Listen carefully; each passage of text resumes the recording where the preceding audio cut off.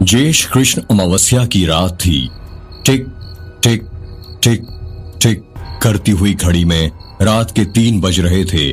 एक बंद कमरे में करीब 30 लोग एक साथ जमीन पर बैठे हुए थे। उसी कमरे में 3 लोग कुर्सी के ऊपर बैठे हुए थे। वो 30 लोग एक दूसरे की सूरत को घूरे जा रहे थे। कोई भी उनमें से कुछ नहीं बोल रहा था। कमरे के अंदर खामोशी छाई हुई थी। तभी उनमें से एक आदमी बैठे बैठे कहता है, अब क्या करना है मालिक? करना क्या है? मार देना है उस औरत को। कुर्सी पर बैठे हुए एक आदमी ने कहा। जैसे ही ये बात लोगों ने सुनी, वहां बैठे सभी लोगों में अफरा तफरी मच जाती है।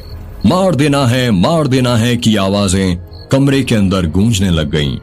मालिक हमारे भगवान हैं। मालिक जो बोलेंगे वो हमें करना ही पड़ेगा। उस औरत को मारना ही पड़ेगा। बिरजू ने कहा। हाँ सही कहता है ये बिरजू। उन्हीं के बीच में से एक आदमी ने कहा, अब यहीं बैठे रहोगे या चलोगे भी? आज रात ही उसका काम तमाम करना है। कुर्सी पर बैठे हुए पहले आदमी ने गुस्से में बोला, याद रहे कल का सूरज वो देख नहीं पाए। आज की रात उसकी आखिरी रात होनी चाहिए। कुर्सी पर बैठे दूसरे आदमी ने कहा।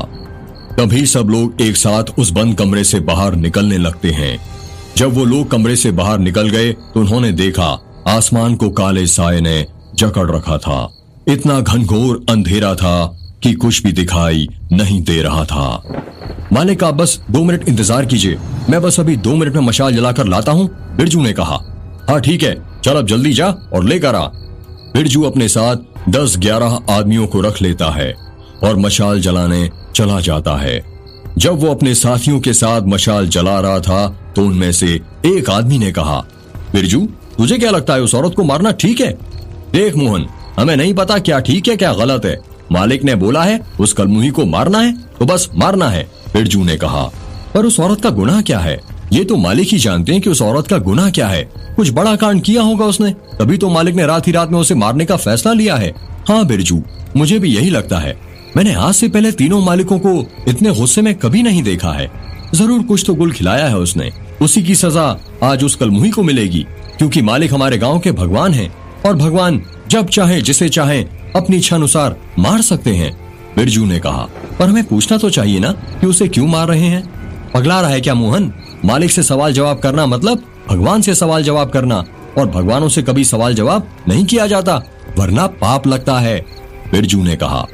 बिरजू और उसके साथी मशाल जलाकर जहां पर सब लोग इकट्ठा खड़े थे वहां पर पहुंच जाते हैं। इतनी देर लगा दी तूने बिरजू, अब जल्दी चल। मेघ गांव में आज जिंदा नहीं छोड़ेंगे उस औरत को। सारे गांव को मुक्ति दिलाना चाहती थी ना, आज हम उसे मुक्ति दिलाएंगे। इतना सुनते ही सब लोग मेघ गांव की तरफ जाने लगते हैं। महाराष्ट्र के गोंदिया जिले में एक गांव है जिसका नाम है मेघ। मेघ गांव की सीमा जब प्रारंभ होती है तो उससे पहले दास गांव पड़ता है, और जब सीमा खत्म होती है तो उसके बाद बलमा टोला पड़ता है। सभी शहर जाने की ट्रेन गोंदिया स्टेशन पर आती हैं। गोंदिया स्टेशन जाने का रास्ता दास गांव से होकर जाता है।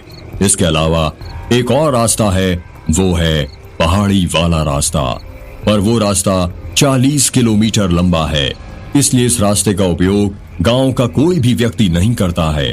तीनों गांव के सरपंच आपस में मिलजुल कर रहते हैं और कोई भी फैसला लेने से पहले आपस में विचार विमर्श कर लेते हैं। बलमा टोला, दास गांव और मेघ गांव के तीनों सरपंच अपने आदमियों के साथ मिलकर मेघ गांव की ओर आगे बढ़ रहे हैं। उस सुनसान गांव में बस उन 30 लोगों के चलने की कदमों की आहट ही सुनाई दे रही थी। कोई पसीने से भीगा हुआ था तो कोई डर के मारे कांप रहा था। किसी को नहीं पता है कि आज ज्येष्ठ कृष्ण अमावस्या की रात क्या होने वाला है। कुछ आदमियों के हाथों में मशाल है तो कुछ आदमियों के हाथों में लाठियां। मशाल से सिर्फ इतना प्रकाश उत्पन्न हो रहा है कि बस आसपास की कुछ चीजें ही दिखाई दे रही हैं। चलते चलते उन आदमियों का झुंड मेघ गांव के स्कूल तक पहुंच जाता है। वो लोग आपस में बातें कर रहे हैं कि उस औरत को छोड़ेंगे नहीं, आज या तो वो रहेगी या तो हम। हाँ सही कह रहे हो तुम, उन्हीं आदमियों के बीच में से एक आदमी ने कहा। जब वो लोग मेघ गांव के स्कूल के अंदर गए तो उन्होंने देखा एक औरत जो सुहागन की लाल रंग की साड़ी पहनी हुई है उसके हाथों में लाल चूड़ियां, गले और कानों में सोने के गहने हैं। उस औरत के लंबे लंबे काले बाल हैं जो उसकी कमर तक आते हैं। उसके शरीर का रंग गोरा है। वो औरत बरगद के पेड़ को कसकर पकड़कर सो रही है।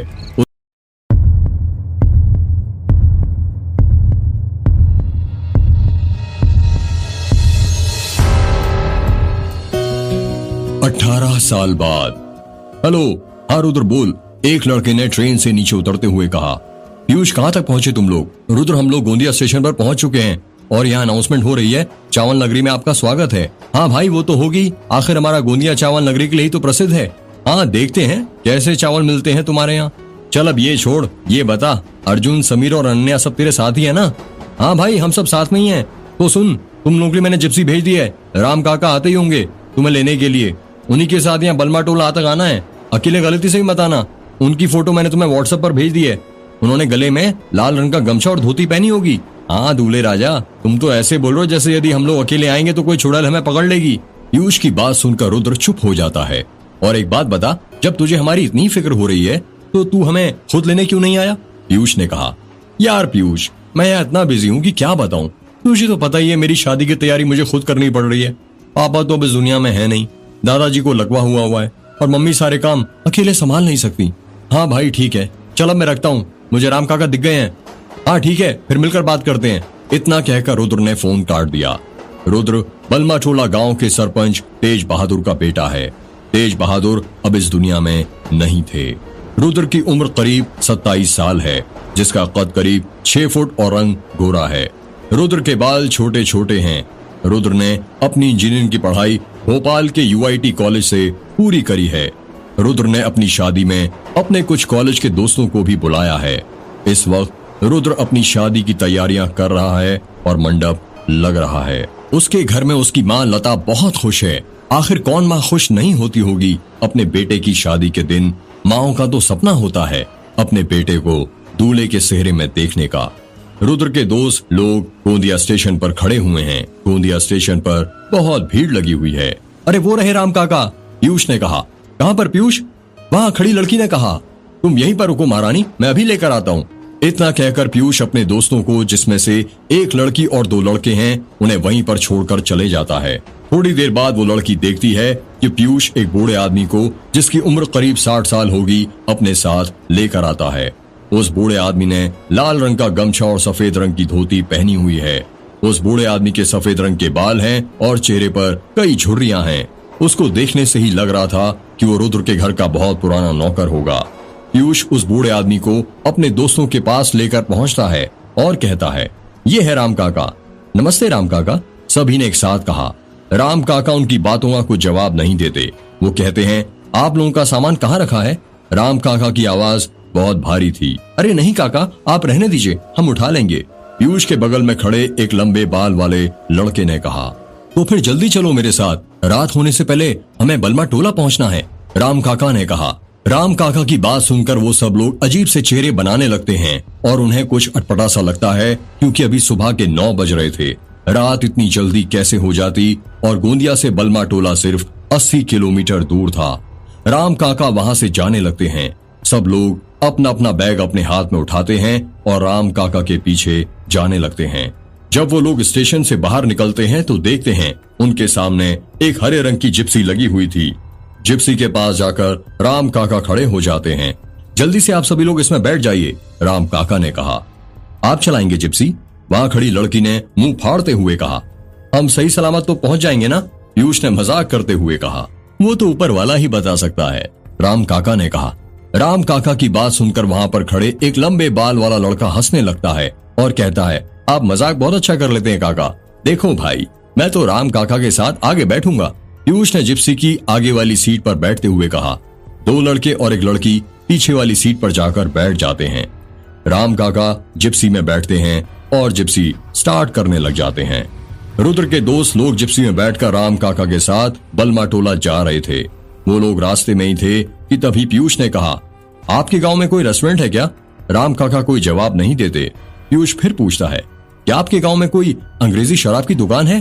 राम काका फिर कोई जवाब नहीं देते। पीयूष की बात सुनकर उसके दोस्त लोग उस पर हंसने लग जाते हैं। मैंने सुना है कि 18 साल पहले बलमाटोला गांव के पास एक गांव था जिसका नाम था मेघ। वहां पर एक औरत को जिंदा जला दिया गया था। क्या ये सच है? पीछे बैठे हुए लंबे बाल वाले लड़के ने कहा, हाँ ये सच है। राम काका ने धीरे से कहा, फिर तो उसकी आत्मा भटक रही होगी उस गांव में। पीयूष ने हंसते हुए कहा, हाँ भटक रही है। राम काका ने गंभीर स्वर में कहा। काका की बात सुनकर पीयूष शांत हो जाता है।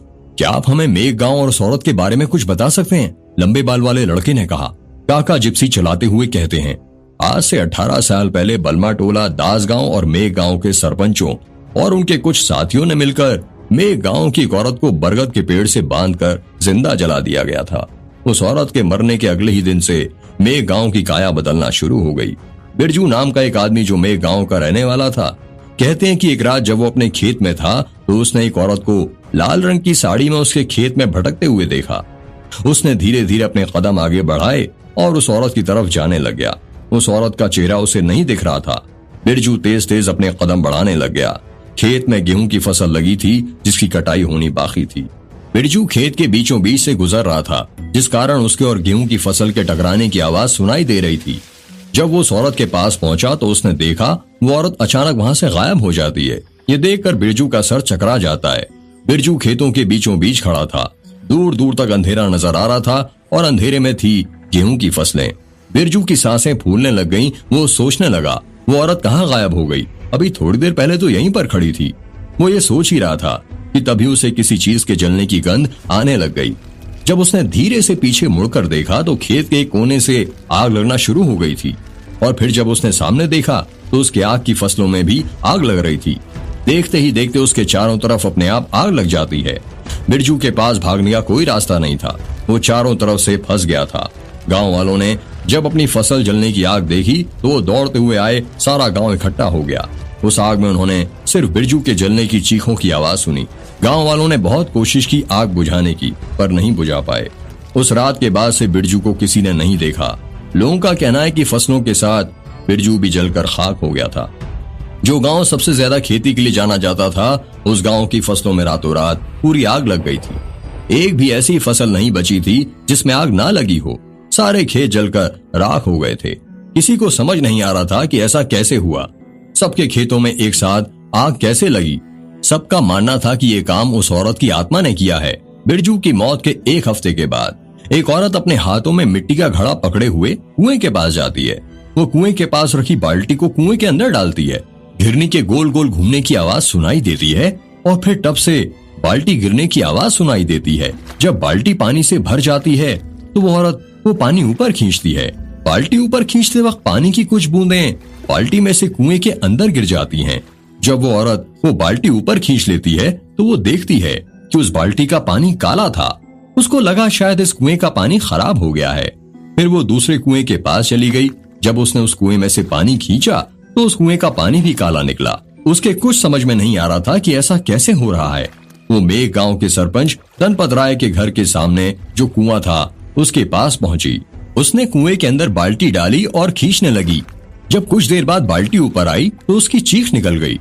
वो जोर से चीखती है। उसकी आवाज सुनकर गांव के लोग इकट्ठा हो जाते हैं। उस बाल्टी के अंदर पानी नहीं था, बल्कि वो किसी के खून से भरी हुई थी। सब गांव वाले वो बाल्टी देखने लग जाते हैं और उनके बीच हलचल मच जाती है। अरे तो खून है, गांव के एक आदमी ने कहा। अरे पता नहीं कौन गिर गया कुएं के अंदर, गांव के किसी आदमी ने कहा। जल्दी करो, हो सकता है कि जिंदा हो, गांव के आदमी ने कहा।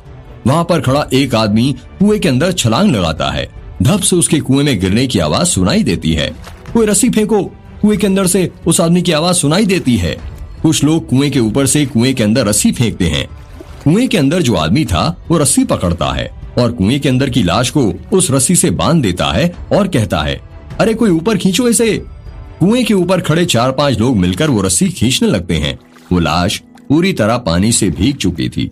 जब वो लाश ऊपर आई तो वहां खड़े सभी लोगों को सांप सूंघ जाता है। वो लाश मेघ गांव के सरपंच धनपत राय की थी। धनपत राय की लाश देखकर गांव वालों के अंदर खौफ बढ़ जाता है और इस खौफ ने सबके दिल दहला दिए। जब उन्होंने देखा कि कुएं के ऊपर सीमेंट पर साधु लिखा हुआ था, वो साधु ऐसे लिखा हुआ था जैसे किसी ने खरोंच कर लिखा हो।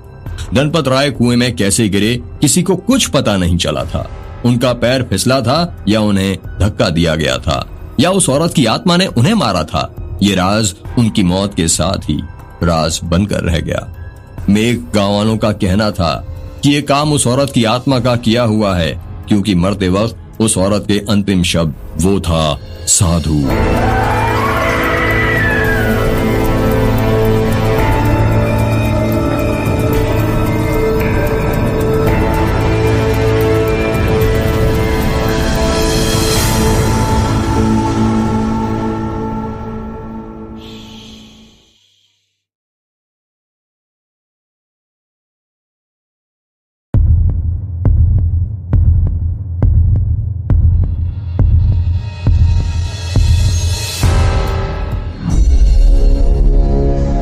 साधु साधु साधु, राम काका ने कहा।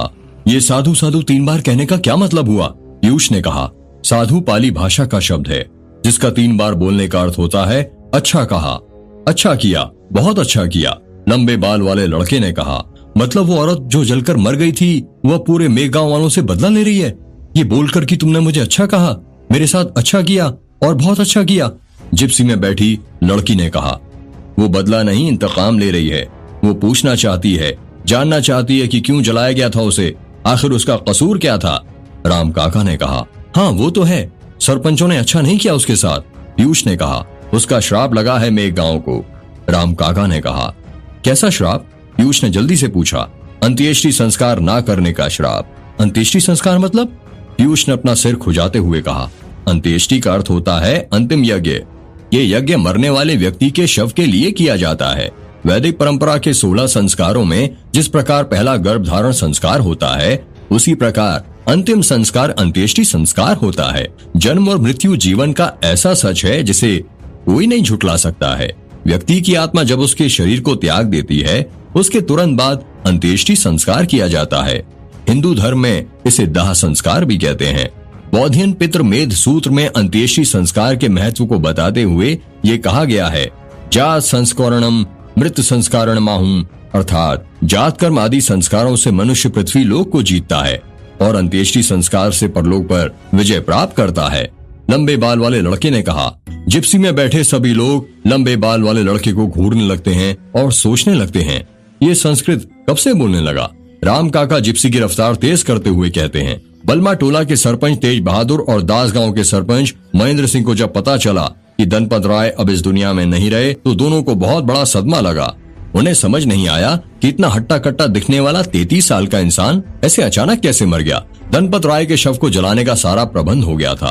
तीनों गांव के लोग इकट्ठा हो गए थे। धनपत राय का बेटा, जिसकी उम्र करीब 10 वर्ष थी, सफेद कुर्ता पहने अपने पिता के शव के पास खड़ा था। उसकी आंखों में से एक भी आंसू नहीं निकला था। सब ये देखकर हैरान थे। पिता के गुजर जाने के बाद बेटे की जिंदगी तबाह हो जाती है, पर धनपत राय के बेटे के चेहरे पर एक भी ऐसे भाव नहीं थे। 4 लोग मिलकर धनपत राय के शव को उठाकर उसकी चिता पर रख देते हैं। पुजारी जी अपने हाथ की मशाल धनपत राय के बेटे को देते हैं और कहते हैं, बेटा अपने पिता को आखिरी बार देख लो और जीते वक्त जो बात नहीं कह पाए वो अब बोल दो। धनपत राय को बेटा पुजारी जी की बात का कोई जवाब नहीं देता। वो पुजारी जी के हाथ में से मशाल लेता है और अपने पिता की चिता की परिक्रमा करने लगता है। परिक्रमा करने के बाद वो अग्नि को धनपत राय के मुख के पास ले जाता है, जिससे चिता में आग आसानी से लग जाती है। अग्नि की स्थापना के लिए पुजारी जी ओम भूर्भुवस्सुः धरि भूम्ना मंत्र का जाप करते हैं। धनपत राय की चिता धीरे धीरे जलने लग जाती है। धनपत राय का बेटा अपने पिता की जलती हुई चिता के पास खड़ा हुआ था। वो जलती हुई चिता को घूरे जा रहा था। ऐसा लग रहा था कि जैसे जलती हुई चिता में से वो प्रतिशोध की अग्नि को अपने अंदर कैद कर रहा है, जिसे वो जिंदगी भर के लिए जलाकर रखना चाहता है। धनपत राय की चिता आधी ही जली थी कि तभी आसमान में तेज बिजली चमकने लगती है और देखते ही देखते मौसम बदल जाता है। जिस आसमान में थोड़ी देर पहले कड़ी धूप थी, अब उस आसमान को काले बादलों ने घेर लिया था। ऐसा लग रहा था जैसे धनपत राय की चिता के ऊपर उस औरत का काला साया मंडरा रहा हो। 2 बड़े बादल आपस में टकराते हैं और जोर से घनघनाहट की आवाज उत्पन्न करते हैं। आसमान से बारिश की पहली बूंद आती है, जो सीधे जाकर धनपत राय की चिता पर गिरती है और फिर धीरे धीरे तेज बारिश होने लगती है। अचानक से बारिश हो जाने के कारण गांव वालों में अफरा तफरी मच जाती है। कोई दाईं तरफ भागने लगता है तो कोई बाईं तरफ। थोड़ी ही देर में वो लोग शमशान घाट की एक छत के नीचे आकर खड़े हो जाते हैं। वो छत काफी बड़ी थी और टीन की थी। बारिश होने के बावजूद भी धनपत राय का बेटा अपने पिता की चिता के पास खड़ा था। वो बारिश में भीग चुका था।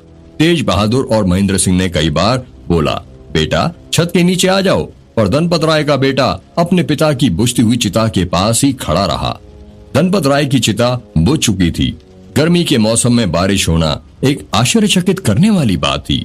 उस वक्त आकाश में काले बादल ऐसे लग रहे थे जैसे वो औरत मेघ गांव वालों पर हंस रही हो। बादल आपस में टकराकर इतनी तेज गरज रहे थे कि उस वक्त वहां पर उपस्थित सभी लोगों की रूह कांप उठी थी। एक और बारिश थमने का नाम नहीं ले रही थी, तो वहीं दूसरी ओर धनपत राय का बेटा छत के नीचे आने को तैयार नहीं था। आसमान में बादल फट गए थे। पूरे दिन और सारी रात बारिश होती रही। अगले दिन जब बारिश रुकी तो सूरज की पहली किरण के साथ धनपत राय की चिता को फिर से जलाने की तैयारी की जाने लगी। धनपत राय के अर्ध जले शव को वापस से नई चिता पर रखा जाता है। जब धनपत राय के बेटे ने अपने पिता की चिता को फिर अग्नि दी तो उसमें आग नहीं लगती है। सब लोग देखकर ही हैरान हो जाते हैं कि आग लगाने के बावजूद भी लकड़ियों में आग क्यों नहीं लग रही है। सब गांव वालों में हड़कंप मच जाता है। वो एक दूसरे से कहते हैं, अरे ये क्या हो रहा है, ये तो अशुभ है। बहुत प्रयासों के बावजूद भी धनपत राय की चिता को आग नहीं लग पाती। शमशान के पुजारी जी मेघ बलमाटोला और दास गांव के सबसे बड़े पंडित सुशालाचार्य को बुलाने के लिए कहते हैं। गांव के कुछ लोग पंडित सुशालाचार्य को बुलाने जाते हैं और उनको अपने साथ लेकर आते हैं। पंडित सुशालाचार्य की उम्र करीब 50 वर्ष होगी। उनके सफेद लंबे लंबे बाल और लंबी सी सफेद रंग की दाढ़ी थी। वो अपने सफेद लंबे बालों का जूड़ा बनाकर रखते थे। वो हमेशा भगवा रंग के कपड़े पहना करते थे। इसके पीछे का कारण ये था कि धार्मिक शास्त्रों के अनुसार सूर्य, चंद्रमा और अन्य ऊपरी वातावरण से आने वाली हानिकारक किरणें हमारे ऊपर पड़ती हैं। ऐसा माना जाता है कि भगवा रंग के कपड़े पहनने से ये दुष्प्रभाव शरीर पर कम पड़ता है। पंडित सुशलाचार्य के गले में हमेशा रुद्राक्ष की माला रहती थी। पंडित सुशलाचार्य धनपत राय के अर्ध जले शव के पास जाते हैं और अपनी पोटली में से एक कांच की छोटी सी बोतल निकालते हैं।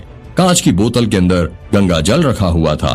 पंडित सुशलाचार्य गंगा जल की कुछ बूंदें अपने हाथ में लेते हैं और 3 तवा प्रतिबंधामी रक्षे माचल माचल मंत्र पढ़ते हुए धनपत राय के अर्ध जले शव पर डाल देते हैं।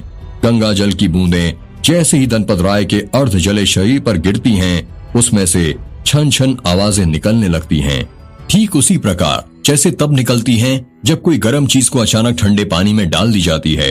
सभी गांव वाले डरावना मंजर देखकर डर जाते हैं। पंडित सुशलाचार्य को भी आश्चर्य होता है। वो अपनी आंखें बंद करते हैं और कुछ समय के लिए ध्यान में लीन हो जाते हैं। 5 मिनट बाद वो अपनी आंखें खोलते हैं और कहते हैं, मेरे गांव को उस औरत का श्राप लगा है। उसकी मौत जल के मरने के कारण हुई थी। इसी वजह से मेरे गांव के अंदर अब किसी भी व्यक्ति की चिता को आग नहीं लगाई जा सकती। अब मरे हुए व्यक्ति को बस दफन ही किया जा सकता है। पंडित सुशलाचार्य की बात सुनकर गांव वालों में अफरा तफरी मच जाती है और वो एक दूसरे से कहने लगते हैं, अरे ये कैसे हो सकता है, हाँ ये कैसे हो सकता है। गांव के दूसरे आदमी ने कहा, लोगों के आवाजों की गूंज पूरे शमशान में गूंजने लगती है। ये तो हिंदू धर्म के विरुद्ध है। महागुरु पंडित सुशलाचार्य जी, यदि मृत्यु के बाद शव का अंतिम संस्कार नहीं किया गया तो धर्म भ्रष्ट हो जाएगा। शमशान घाट के पुजारी ने कहा, मुझे पता है, पर अब यही विधि का विधान है। उस औरत के श्राप को कोई नहीं रोक सकता, मैं भी नहीं। पंडित सुशलाचार्य के कहने पर गांव वाले बिना किसी सवाल जवाब के धनपत राय के शव को दफनाने के लिए राजी हो जाते हैं। क्योंकि गांव में कोई भी पंडित सुशलाचार्य के विरुद्ध नहीं जाता था, उन्हें सरपंच से ऊपर की भी उपाधि प्राप्त थी। 4-5 लोग आगे बढ़ते हैं और धनपत राय के अर्ध जले शव को अपने कंधों पर उठा लेते हैं। वो लोग शव को जो खेत अचानक जलकर राख हो गए थे वहां पर ले जाने लगते हैं। उन्हीं के पीछे धनपत राय का बेटा महेंद्र सिंह, तेज बहादुर और गांव के बाकी सब लोग जाने लगते हैं। चलते चलते रास्ते में गांव के लोग बातें करते हैं कि ये कैसा श्राप दे दिया उस कलमुही ने, सारे गांव का धर्म भ्रष्ट कर दिया। धनपत राय के अर्ध जले शव को खेत में ले लिया गया था। 3-4 लोग जाते हैं और फावड़ा और तगाड़ी लेकर आते हैं। वो लोग धनपत राय के शव के लिए गड्ढा खोदने ही वाले थे कि तभी धनपत राय का बेटा कहता है, कोई गड्ढा नहीं खोदेगा, ये मेरे पिता हैं और मैं खुद अपने पिता के शव के लिए गड्ढा खोदूंगा और इसमें मुझे किसी की सहायता की आवश्यकता नहीं है। अरे ये तुम क्या बोल रहे हो बेटा? महेंद्र सिंह ने कहा, हाँ बेटा, तुम कैसे इतना बड़ा गड्ढा खोद पाओगे? अभी तुम्हारी उम्र ही क्या है? ये काम हम लोगों को ही करने दो, तेज बहादुर ने कहा। नहीं काका, ये काम तो मैं स्वयं ही करूंगा। कृपया करके आप सब पीछे हट जाएं और मुझे ना रोकें। धनपत राय के बेटे की बात मानकर सब लोग पीछे हट जाते हैं। धनपत राय का बेटा फावड़ा उठाता है और गड्ढा खोदने लग जाता है। वो करीब 2 घंटे तक अपने पिता के शव के लिए गड्ढा खोदता रहता है। जब गड्ढा खुद जाता है तो वो गांव के कुछ लोगों के साथ मिलकर अपने पिता के शव को गड्ढे के अंदर डाल देता है। शव को गड्ढे में डालने के बाद धनपत राय का बेटा अपने दोनों हाथों की मुट्ठी में जमीन की मिट्टी उठाता है और गड्ढे के अंदर डालता है और 3 बार धीमी आवाज में साधु साधु साधु बोलता है। उसके बाद गांव का हर एक सदस्य आता है और शव के ऊपर मिट्टी डालने लगता है। इस तरह धनपत राय के शव को दफना दिया जाता है। धनपत राय के अर्ध जले शव को दफनाने के बाद जब भी मेघ गांव में किसी की भी मौत होती तो उसकी लाश को जलाया नहीं जाता, बल्कि खेत में ही दफना दिया जाता था। 1 महीने के अंदर ही मेघ गांव में अदृश्य तरीके से 100 से भी ज्यादा मौतें हुई थीं। जिन खेतों में मेघ गांव वाले फसल उगाया करते थे, वही खेत अब वो कब्रिस्तान में तब्दील हो गए थे। धनपत राय के मरने के बाद ही मेघ गांव के सभी कुओं का पानी काला पड़ गया था। मेघ गांव वालों को अब पानी भरने के लिए बलमा टोला या दास गांव जाना पड़ता था।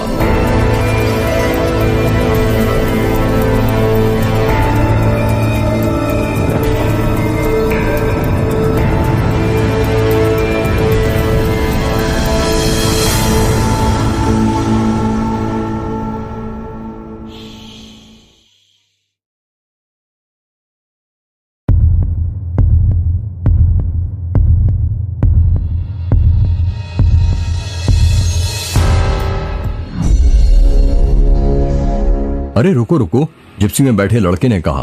क्या हुआ भाई? पीयूष ने कहा। दिख नहीं रहा सामने रोड के बीचों बीच कितना बड़ा दरवाजा है? हाँ यार दिख रहा है, बहुत ही अनोखा लग रहा है, पीयूष ने कहा। राम काका यहीं पर जिप्सी रोक दीजिए, लंबे बाल वाले लड़के ने कहा। नहीं, यहाँ पर रोक नहीं सकते, राम काका ने कहा। पर क्यों? पीयूष ने पूछा। क्योंकि ये मेघ गांव की प्रारंभिक सीमा है। प्लीज रोक दीजिए ना काका, सब लोगों ने एक साथ मिलकर कहा। सब लोगों के जोर देने के कारण राम काका जिप्सी रोक देते हैं। पीछे बैठा लड़का जल्दी से नीचे उतरता है। वो जिप्सी में रखा उसका बड़ा सा काला बैग खोलता है और उसमें से कैमरा निकालता है। बस हो गया भाई को भूत सवार, अब देखना माशे कैसे कैसे फोटो खींचेंगे, लंबे बाल वाले लड़के ने कहा। राम काका ने जिप्सी दरवाजे के ठीक सामने रोकी थी। उस दरवाजे के बाईं तरफ से पहाड़ी वाली सड़क जाती थी और वो दरवाजा एक दूसरी सड़क पर था जो मेघ गांव और दास गांव को जोड़ती थी। दरवाजा करीब 10 फीट ऊंचा था और उस पर बहुत सारे संस्कृत में मंत्र लिखे हुए थे। उस दरवाजे पर एक बड़ा सा ताला लगा हुआ था और उसके ऊपर सफेद कपड़ा लपेटा हुआ था। सफेद कपड़े के ऊपर लाल कुमकुम से स्वास्तिक का चिन्ह बना हुआ था। उस दरवाजे पर कई ताबीज, माता रानी की लाल चुनरी और रुद्राक्ष बंधे हुए थे। दरवाजे पर बंधे ताबीजों को देखकर लंबे बाल वाले लड़के ने कहा, ये ताबीज कैसे है राम काका? ये ताबीजों और इस दरवाजे की अलग कहानी है, राम काका ने कहा। लंबे बाल वाला लड़का दरवाजे पर लिखे मंत्र को पढ़ते हुए कहता है, अन्नत पुण्य फल कदम अत शांतिम प्रच्छम। इस मंत्र का प्रयोग तो तब किया जाता है ना जब किसी प्रेत आत्मा को कैद किया जाता है या कैद करना हो। राम काका इस सवाल का जवाब देते उससे पहले ही जिस लड़के के हाथ में कैमरा था उसने कहा, wow what a beautiful temple. Camera पकड़े हुए लड़के ने पहाड़ी की चोटी पर बने बड़े से मंदिर को देखते हुए कहा। सब लोग उस मंदिर को देखने लगते हैं। जिस दरवाजे के पास वो लोग खड़े थे वहां से पहाड़ी की चोटी पर का मंदिर छोटा सा दिख रहा था। वो नजारा बहुत सुंदर था। उस पहाड़ी पर वो मंदिर लोगों को अपनी ओर आकर्षित कर रहा था। वो मंदिर कौन सा है? लड़की ने पूछा। वो मेघनाथ मंदिर है, राम काका ने कहा। बड़ा ही अद्भुत मंदिर है, लंबे बाल वाले लड़के ने कहा। इसके पीछे भी एक कहानी है, पर फिर कभी सुनाऊंगा। आपके गांव का नाम बलमा टोला की जगह कहानी टोला होना चाहिए। यहाँ हर चीज के पीछे कहानी होती है, पीयूष ने हंसते हुए कहा। अब हमें देर हो रही है, रुद्र हमारा इंतजार कर रहा है, हमें चलना चाहिए, राम काका ने कहा। हाँ सही कहा आपने, उनके साथ वाली लड़की ने कहा। सब लोग जिप्सी में बैठ जाते हैं। राम काका जिप्सी स्टार्ट कर ही रहे थे कि तभी वो देखते हैं उनकी जिप्सी के पीछे के 2 टायर पंचर हो गए हैं। अरे ये कैसे पंचर हो गए?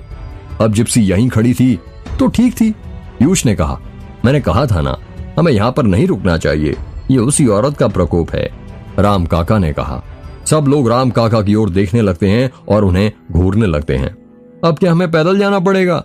जिप्सी में बैठी लड़की ने कहा, आप लोग यहीं रोकिए, मैं दास गांव से किसी मैकेनिक को लेकर आता हूं। राम काका ने कहा। यह सुनकर पीयूष हंसने लगता है और कहता है, मैकेनिक? उसकी क्या जरूरत है, हम हैं तो मैकेनिकल इंजीनियर, पर सिर्फ नाम मात्र के। हम में से इंजीनियरिंग आती किसी को नहीं है। पीयूष की बात सुनकर सब लोग हंसने लग जाते हैं। हाँ, राम काका सही कहा पीयूष ने, पर यह इंजीनियरिंग कमाल की चीज है। आपको इंजीनियरिंग भले ही ना सिखाए, पर यह जिंदगी जीने का तरीका सिखा देती है। लंबे बाल वाले लड़के ने कहा, आप सभी जिप्सी में ही बैठे रहना, कभी कोई बाहर मत निकलना, मैं बस थोड़ी देर में किसी को मदद के लिए लेकर आता हूँ। इतना कहकर राम काका जिप्सी से उतरते हैं और दास गांव की ओर जाने लगते हैं। अरे, तुम्हें राम काका अजीब नहीं लगते कुछ? जिप्सी में बैठी लड़की ने कहा। सिर्फ राम काका नहीं, मुझे तो पूरा गांव ही अजीब लगता है। सुना नहीं तुमने, कैसी कैसी चुड़ैलों वाली कहानियां सुनाते हैं? पीयूष ने कहा। हाँ यार, सही कहा। लड़की ने कहा, पता नहीं रुद्र यहाँ कैसे रहता है। पीयूष ने कहा, हाँ भाई, मैं भी यही सोच रहा था। गले में कैमरा टांगे हुए लड़के ने कहा। पीयूष जिप्सी से नीचे उतरने लगा, तभी लंबे बाल वाला लड़का पीयूष का मजाक उड़ाते हुए कहता है, अरे नीचे क्यों उतर रहा है, जल्दी से ऊपर आ जा, वरना वो चुड़ैल आ जाएगी। ये बात सुनकर सभी लोग हंसने लगते हैं।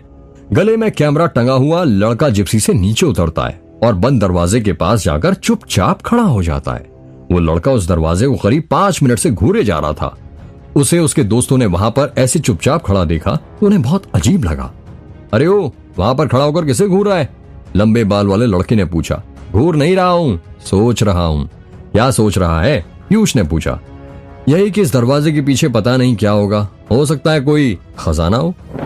खजाने का तो पता नहीं, पर सुना एक औरत की आत्मा जरूर भटक रही है, पीयूष ने हंसते हुए कहा। पीयूष की बात सुनकर सभी लोग हंसने लगते हैं।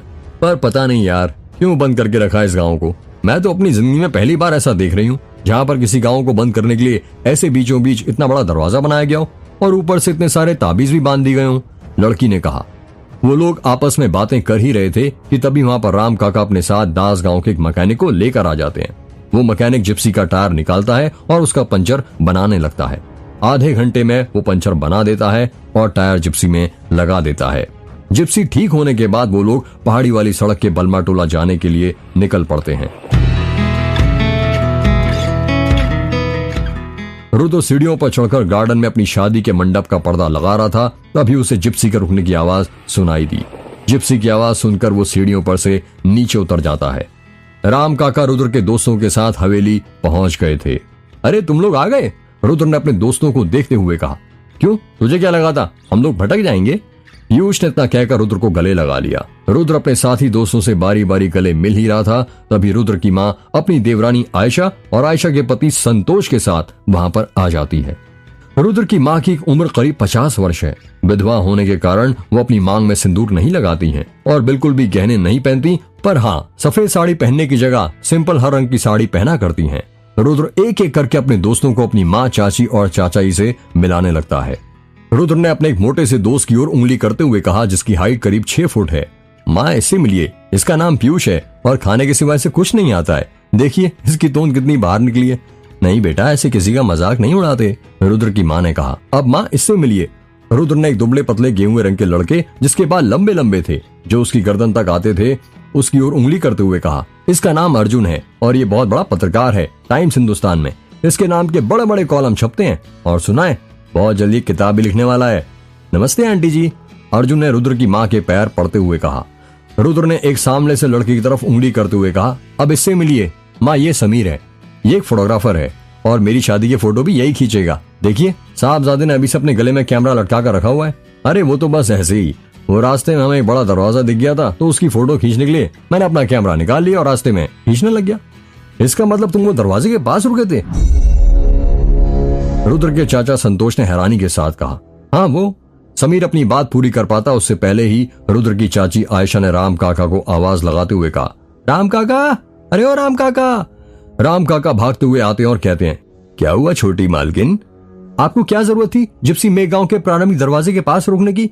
आयशा ने चिल्लाते हुए कहा। वो मालकिन, मैं तो मना ही कर रहा था, वो बच्चे खुद जिद करने लगे। बच्चे तो नए आए हैं, आप तो पुराने हैं ना, उन्हें क्या पता यहाँ आसपास कैसी कैसी बलाएं घूमती रहती हैं।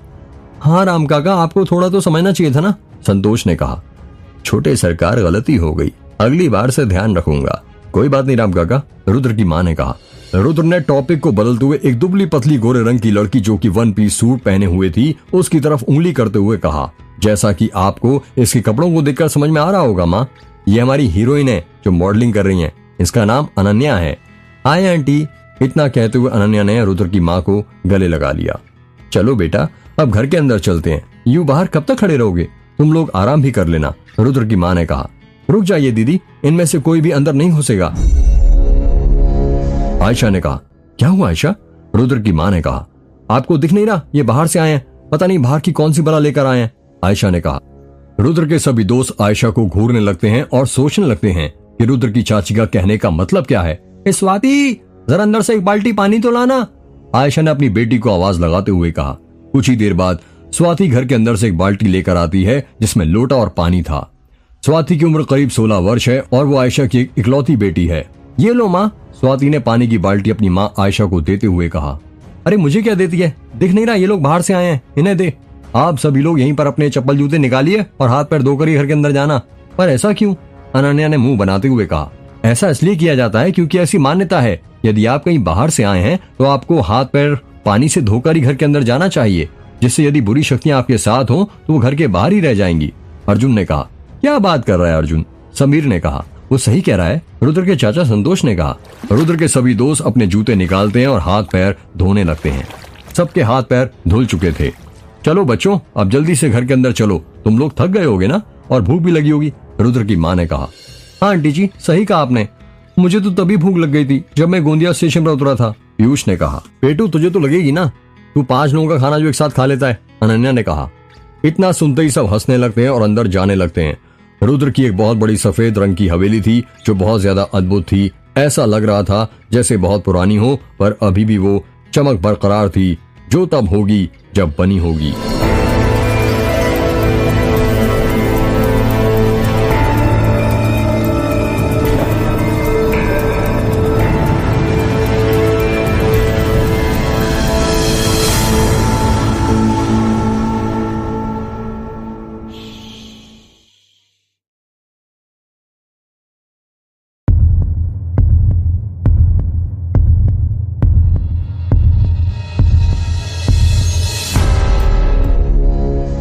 रुद्र दरवाजे तक पहुंच चुका था।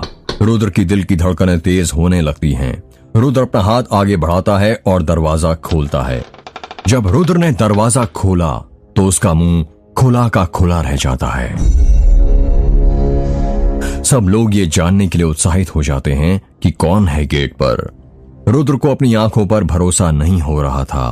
उसके सामने दुबली पतली सी तन्वी खड़ी थी जो सफेद कुर्ती पहनी हुई थी और गर्दन में उसने काले रंग का स्कार्फ बांधा हुआ था।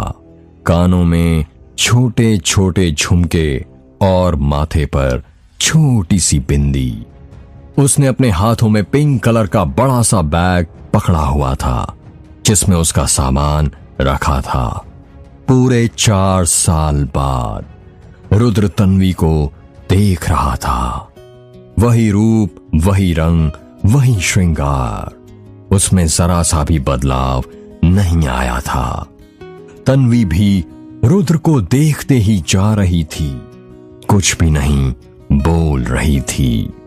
ऐसा लग रहा था जैसे दोनों अपने कॉलेज के पुराने दिनों में खो गए हों।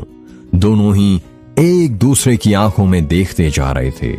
कौन है बेटा, कौन आया इतनी रात को, रुद्र की मां ने कहा। मां, तन्वी आई है। जब रुद्र के दोस्तों ने सुना कि तन्वी आई है तो वो हैरान हो जाते हैं क्योंकि किसी को भी उम्मीद नहीं थी कि वो आएगी। कौन तन्वी बेटा? मां मेरे कॉलेज में पढ़ती थी। अच्छा, रुद्र की मां ने कहा। अब तुम तन्वी को ताकते ही रहोगे या अंदर भी बुलाओगे, अनन्या ने कहा। अरे हाँ, बुला ही रहा हूं, मैं भूल गया था। आओ तन्वी आओ, रुद्र ने हकलाते हुए कहा। तन्वी घर के अंदर आती है। कैसी हो तन्वी, समीर ने कहा। ठीक हूं। तुम इतनी रात में क्यों आई, दिन में क्यों नहीं आई, अनन्या ने पूछा। वो मेरी ट्रेन समता एक्सप्रेस मिस हो गई थी, फिर मैं भगत की कोठी से आई तो वहां लेट हो गई, जिस कारण मुझे आने में देर हो गई। अच्छा, फिर स्टेशन से अकेले कैसे आई इतनी रात में, रुद्र की मां ने पूछा। जब मैं गोंदिया स्टेशन उतरी तो वहां से मुझे ऑटो मिल गया जिसने मुझे दासगांव तक छोड़ दिया। और फिर दासगांव से कैसे आई? दासगांव से बलमाटोला तक तो 40 किलोमीटर लंबा रास्ता है ना, आयशा ने कहा। दासगांव में खड़े खड़े मुझे बहुत देर हो गई थी, कोई ऑटो मुझे नजर ही नहीं आ रही थी। 8 बजे गांव में ऐसा लग रहा था जैसे रात के 12 बज गए हों। तन्वी अपनी बात पूरी करती उससे पहले ही तन्वी की बात को काटते हुए समीर ने कहा, फिर क्या तुम इतने दूर पैदल चल कर आई हो? समीर की बात सुनकर तन्वी हंसने लगी और कहने लगी, मुझे मरना थोड़ी है इतनी दूर पैदल चलकर। फिर कैसे आई? अर्जुन ने पूछा। वो जब मैं दास गांव में खड़ी थी तो एक अंकल मुझे दिख गए। उन्होंने मुझसे पूछा, बेटा तुम्हें कहाँ जाना है? तो मैंने बताया कि मुझे बलमा टोला जाना है। तो उन्होंने कहा कि मुझे भी वहीं जाना है, चलो मैं तुम्हें छोड़ देता हूँ। तो फिर मैं उन्हीं के साथ यहाँ तक आ गई। क्या बात कर रही हो तुम? नाम क्या था उस आदमी का? आयशा ने कहा। वो तो मैंने पूछा ही नहीं, पर उनकी बाइक पर बिरजू लिखा था। शायद यही नाम हो उसका। क्या बिरजू? बिरजू?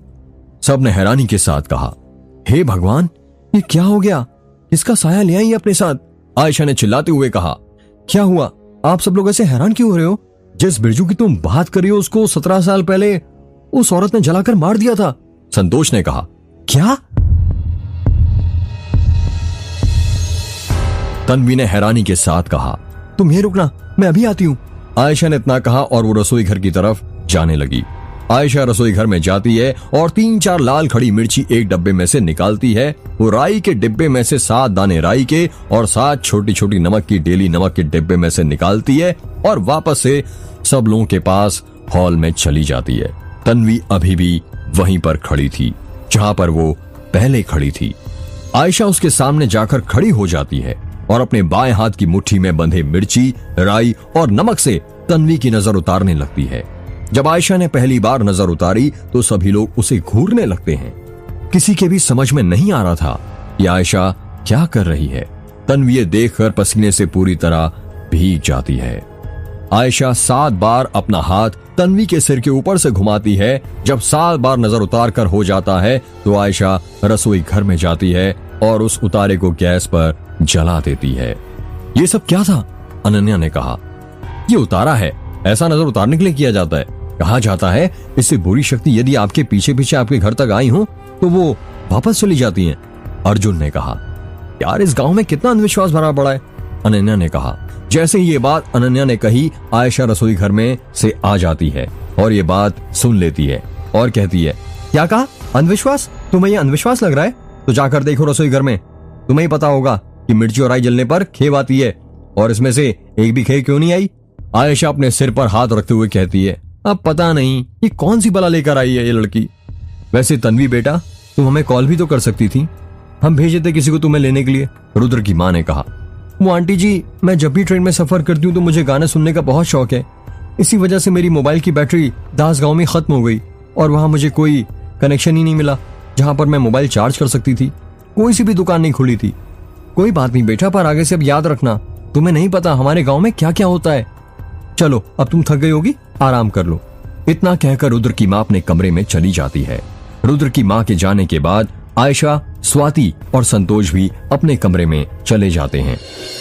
पीयूष ने मामले की गंभीरता को बदलते हुए कहा, तुम तो जरा भी नहीं बदली तन्वी, पूरी वैसी की वैसी दिखती हो जैसे कॉलेज के दिनों में दिखती थी। वही सूट, गले में वही स्कार्फ पहनने का तरीका। कैसे बदलती मैं? वक्त और हालातों ने मुझे बदलने ही नहीं दिया। वैसे भी ये रिश्ते थोड़ी हैं जो पल भर में बदल जाते हैं। तन्वी की बात सुनकर समीर समझ जाता है ये तंज रुद्र के लिए कहा गया है। बात को बदलकर समीर कहता है, वैसे एक बात बताओ तन्वी, तुम ये स्कार्फ हमेशा अपने गले में क्यों पहने रखती हो? कॉलेज के दिन में, यहाँ तक कि अपने फेयरवेल के दिन भी तुमने ये पहन रखा था। आखिर क्या राज है इसका? तन्वी ने अपने गले में पहने हुए स्कार्फ को हाथ लगाया और उसे ठीक करते हुए कहा, बस आदत है बचपन से और मुझे अच्छा भी लगता है। मैं थोड़ी इंसानों की तरह अपनी पसंद बदलती नहीं रहती हूँ। बस एक बार जिसे अपना लिया तो अपना लिया और एक बार जिसे ठुकरा दिया तो बस ठुकरा दिया। हाँ सही कहा, कोई प्यार के लिए अपना सब कुछ ठुकरा देता है और कोई दुनिया के लिए अपने प्यार को ठुकरा देता है। रुद्र ने तन्वी की आंखों में देखते हुए कहा, वैसे यदि तुम दोनों को एक दूसरे को ताने ही देने थे और झगड़ा ही करना था तो मोबाइल पर भी कर सकते थे, यूं मिलने की क्या जरूरत थी? अनन्या ने कहा, वो किसी का कोई सामान मेरे पास छूट गया था कई सालों से, वही वापस करने आई हूँ। वैसे आजकल क्या कर रही हो तुम? पीयूष ने पूछा। मैं रायपुर में अदानी पावर प्लांट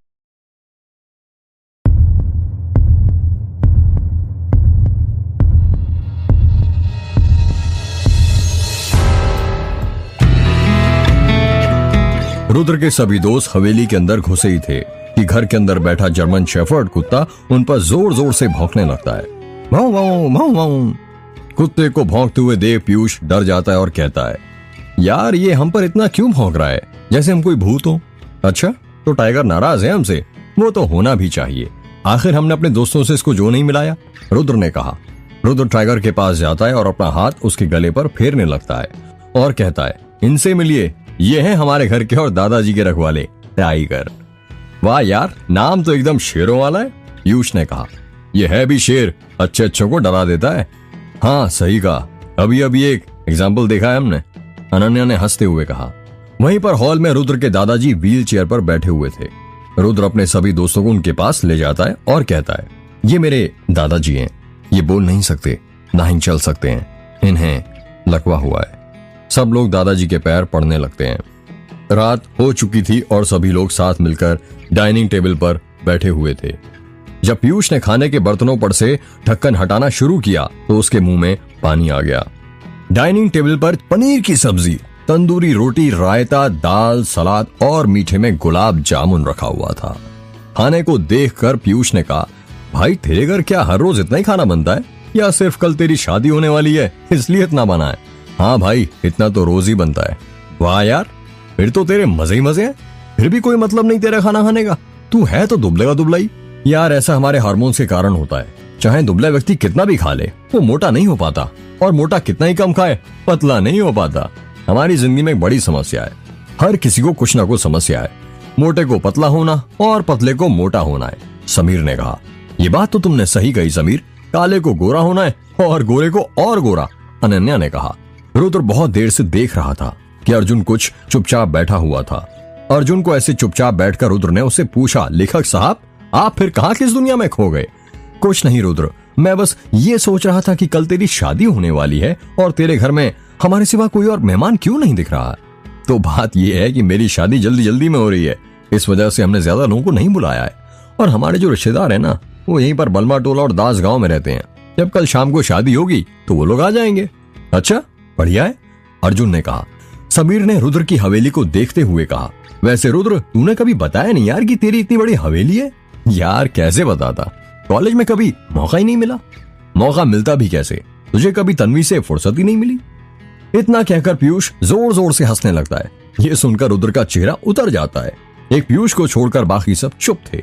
कुछ देर बाद समीर ने रुद्र से पूछा, वैसे तन्वी को पता है क्या तू शादी कर रहा है? रुद्र थोड़ी देर रुककर कहता है, हाँ उसे पता है।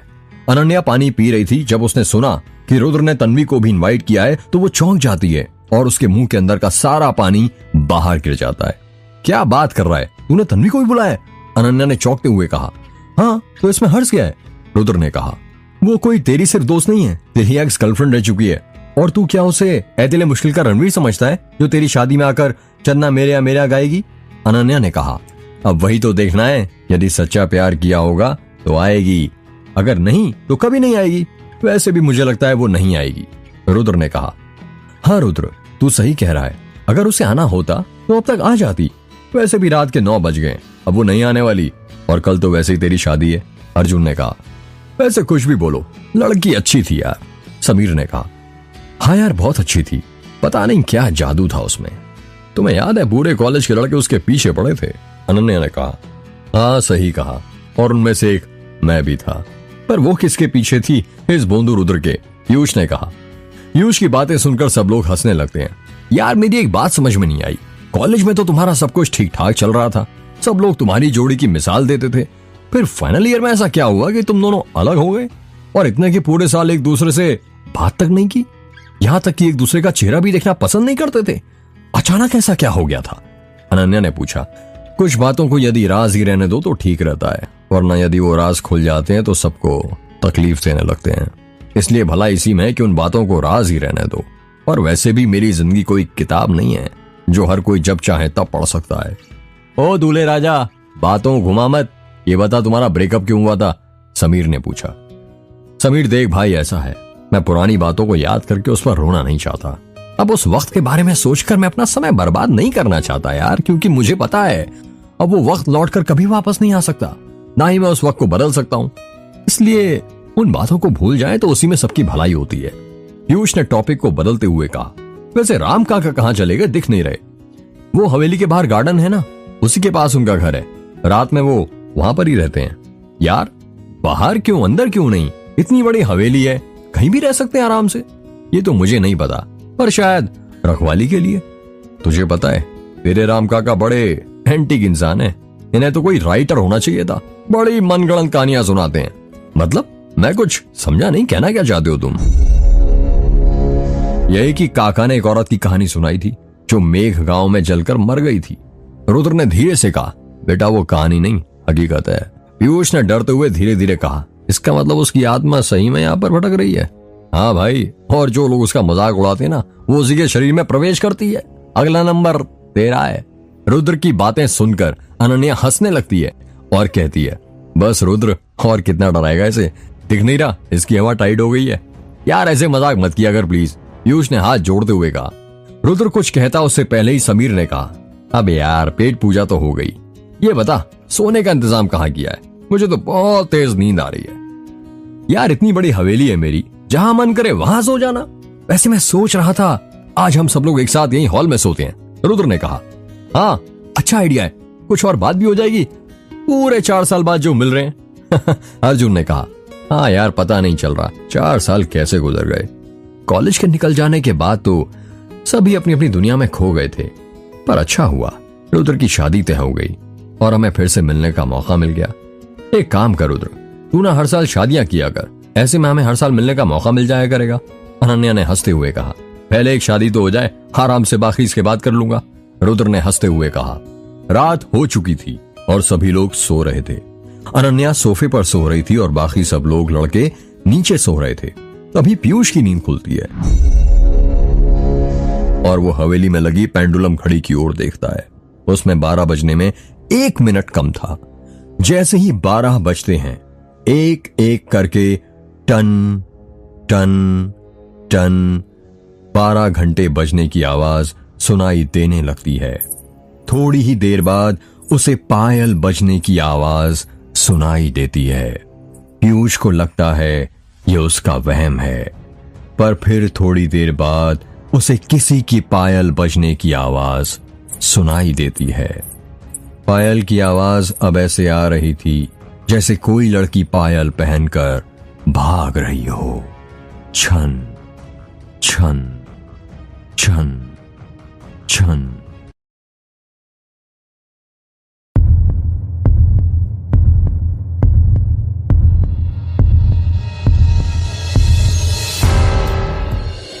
सुबह के 8 बज गए थे। रुद्र हवेली से बाहर निकलता है और देखता है कि राम काका और अर्जुन दोनों पास पास जमीन पर बैठकर बातें कर रहे हैं। रुद्र के हाथ में पानी का लोटा था। रुद्र लोटे का पानी अपने मुंह में लेता है और उससे 1-2 बार कुल्ला कर लेता है। कुल्ला करने के बाद वो अर्जुन के पास जाने लगता है और वहां पहुंचकर कहता है, और भाई क्या बात हो रही है, जरा मुझे भी तो बताओ। कुछ नहीं, बस यूं ही। रुद्र, हाँ ना बैठ। रुद्र जैसे ही अर्जुन के पास बैठने जाता है, राम काका वहां से उठकर चले जाते हैं। अर्जुन को देखकर बहुत अजीब लगता है। और भाई बता कैसा लग रहा है तुझे मेरे गांव में आकर? यार तुझे पता है ना, जाने अनजाने में तूने मेरी एक बहुत बड़ी मदद कर दी है। कैसी मदद? तुझे पता है ना मैं एक किताब लिख रहा हूँ। हाँ पता है। क्या तुझे पता है कि वो किताब में किस बारे में लिख रहा हूँ? रुद्र ने सोचते हुए कहा, नहीं। तो सुन, मैं ना हमारे हिंदू शास्त्रों, तंत्र मंत्र शास्त्रों का अध्ययन कर रहा हूँ और उसी पर एक रिसर्च कर रहा हूँ। मैं ये देखना चाहता हूँ कि ये सब सच है या झूठ। यदि हमारा ये मानना है कि भगवान होते हैं, तो फिर भूत कैसे होते हैं? और ये सिर्फ हमारी परिकल्पना है या हकीकत में भी इससे इसका कुछ संबंध है? बिल्ली का रास्ता काटना, नींबू का उतारा उतारना, मंदिर में भगवान को पीठ ना दिखाना, ये सब अंधविश्वास है या इनका हमारे वास्तविक जीवन में कुछ महत्व भी है? देख भाई, मुझे तो इन सब बारे में कुछ नहीं पता, पर आई होप तुझे तेरे सारे सवालों के जवाब जल्दी मिल जाएं। वैसे रुद्र एक बात बता, ये जो तेरी हवेली है ना, ये तेरे पापा ने बनाई है या उनके पुरखों की है? ये हमारे पुरखों की है। पर तू क्यों पूछ रहा है? वो इसलिए यार क्योंकि मैंने नोटिस किया जब हम आ रहे थे तो बलमा टोला गांव चालू हो गया था, पर रास्ते में 5 किलोमीटर लंबा जंगल पड़ा, उसके बाद तेरी हवेली आई। गांव वालों से इतनी दूर हवेली लेने की क्या जरूरत थी? यदि रात में कोई इमरजेंसी पड़ गई तो? यार ये हवेली तो मुझे मेरे पुरखों से मिली है ना, ये सब तो उन्हें सोचना चाहिए था। मैं क्यों सोचूं? और वैसे अब कुछ किया भी नहीं जा सकता, हवेली को तोड़ थोड़ी ना सकते हम। हाँ वो सब तो ठीक है, फिर भी और ये जो तेरी हवेली के पीछे जंगल और पहाड़ी फैली हुई है, इसका क्या? तुझे डर नहीं लगता क्या रहने में? डर? पर किस बात का? वैसे भी मैं गांव में कम ही रहता हूँ। बैंगलोर में जॉब जो है मेरी, यहाँ तो बस छुट्टी और त्योहारों में आता हूँ। अरे हाँ यार, मैं तो भूल ही गया था, मेरी तो बैंगलोर में जॉब है। पता कैसी चल रही है? अर्जुन और रुद्र बातें कर ही रहे थे कि तभी वहां पर समीर और पीयूष आ जाते हैं। समीर के हाथों में ब्रश था जिससे वो मंजन कर रहा था और पीयूष रूठा हुआ मुंह बनाया था। पीयूष का रूठा हुआ मुंह देखकर रुद्र ने हंसते हुए पूछा, क्या हुआ मोटे, ये सुबह सुबह मुंह क्यों भुला लिया? सपने में क्या कोई भूतनी आ गई थी? यार मैं ना अपना ब्रश घर पर ही भूल गया हूँ, तो इसमें मुंह भुलाने वाली कौन सी बात हुई? अर्जुन ने कहा। तो भाई मेरे, अब मैं मुंह कैसे धोऊं? पीयूष की बात सुनकर रुद्र और अर्जुन हंसने लगते हैं और रुद्र कहता है, तू हमेशा चुगत का चुगत ही रहेगा। कॉलेज में भी ऐसा ही था और अब भी ऐसा ही है। रुक, आज मैं तुझे देसी ब्रश देता हूँ। मतलब? पीयूष ने हैरानी के साथ कहा। रुद्र जहां पर खड़ा था उसके पास ही नीम का पेड़ लगा था। नीम की डाली आराम से रुद्र के सिर तक आ रही थी।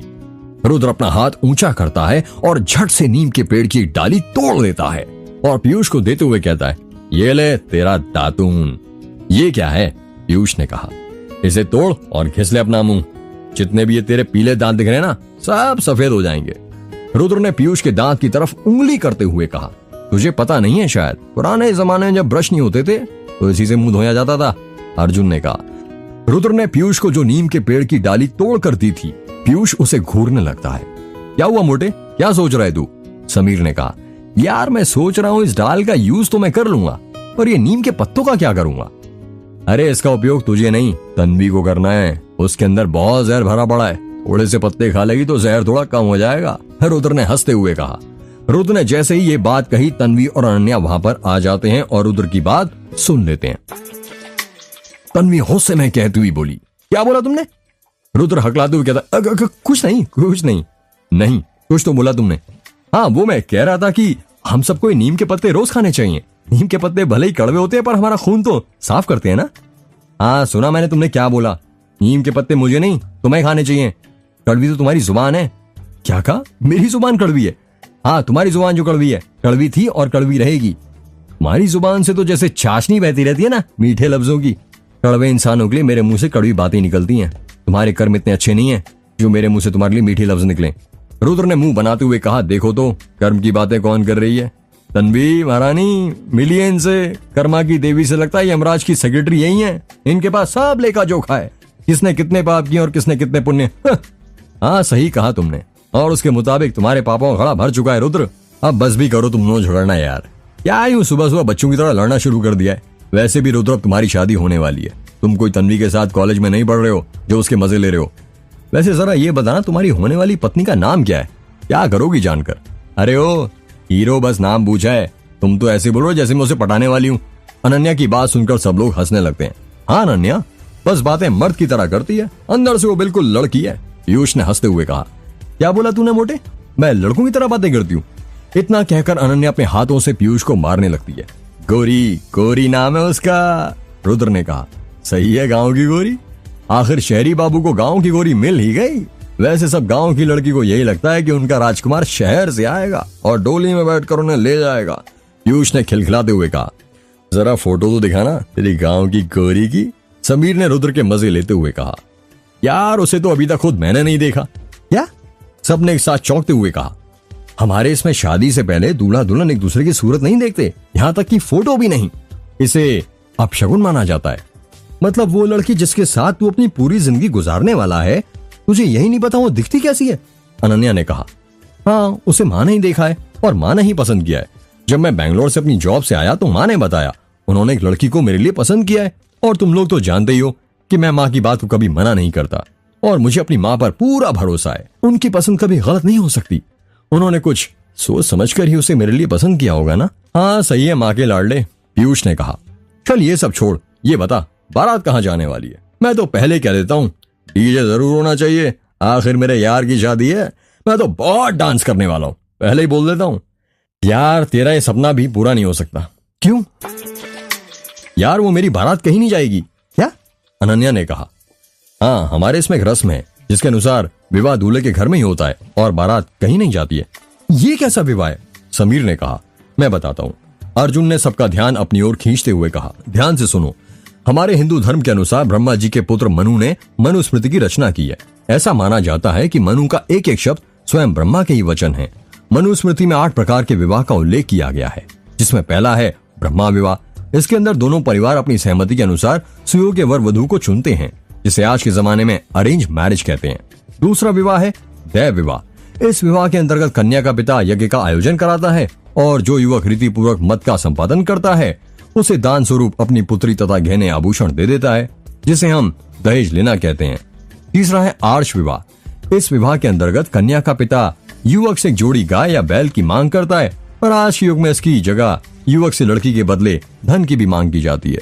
चौथा है प्रजापति विवाह। इसके अंतर्गत यदि लड़की को दूल्हा पसंद हो या नहीं हो, उसकी सहमति के बगैर उसकी शादी करा दी जाती है। इतना कहकर अर्जुन चुप हो जाता है। क्या हुआ अर्जुन, तुम चुप क्यों हो गए? बाकी के 4 विवाह कौन से हैं बताओ ना, तन्वी ने कहा। पर अर्जुन तन्वी की बात का कोई जवाब नहीं देता है। बताना अर्जुन, समीर ने कहा।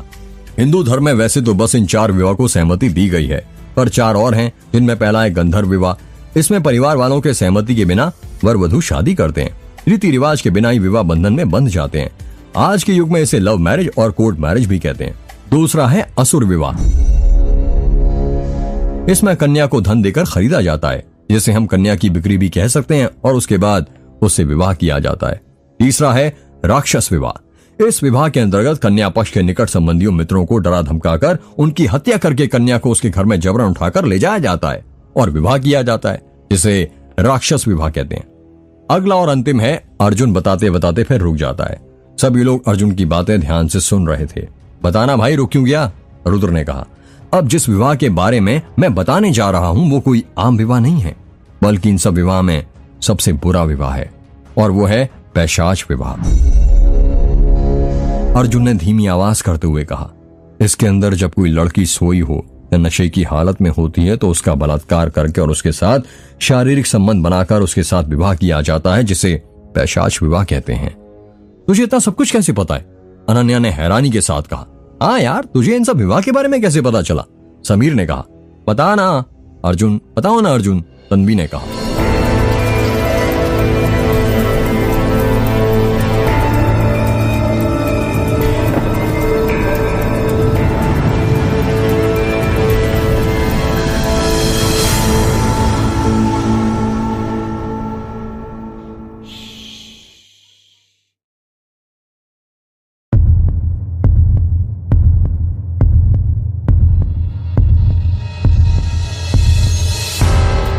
अर्जुन ने चिढ़ते हुए कहा, अब यार कितनी बार बताऊं, मैं जो किताब लिख रहा हूं ना, इन्हीं सब के बारे में लिख रहा हूं।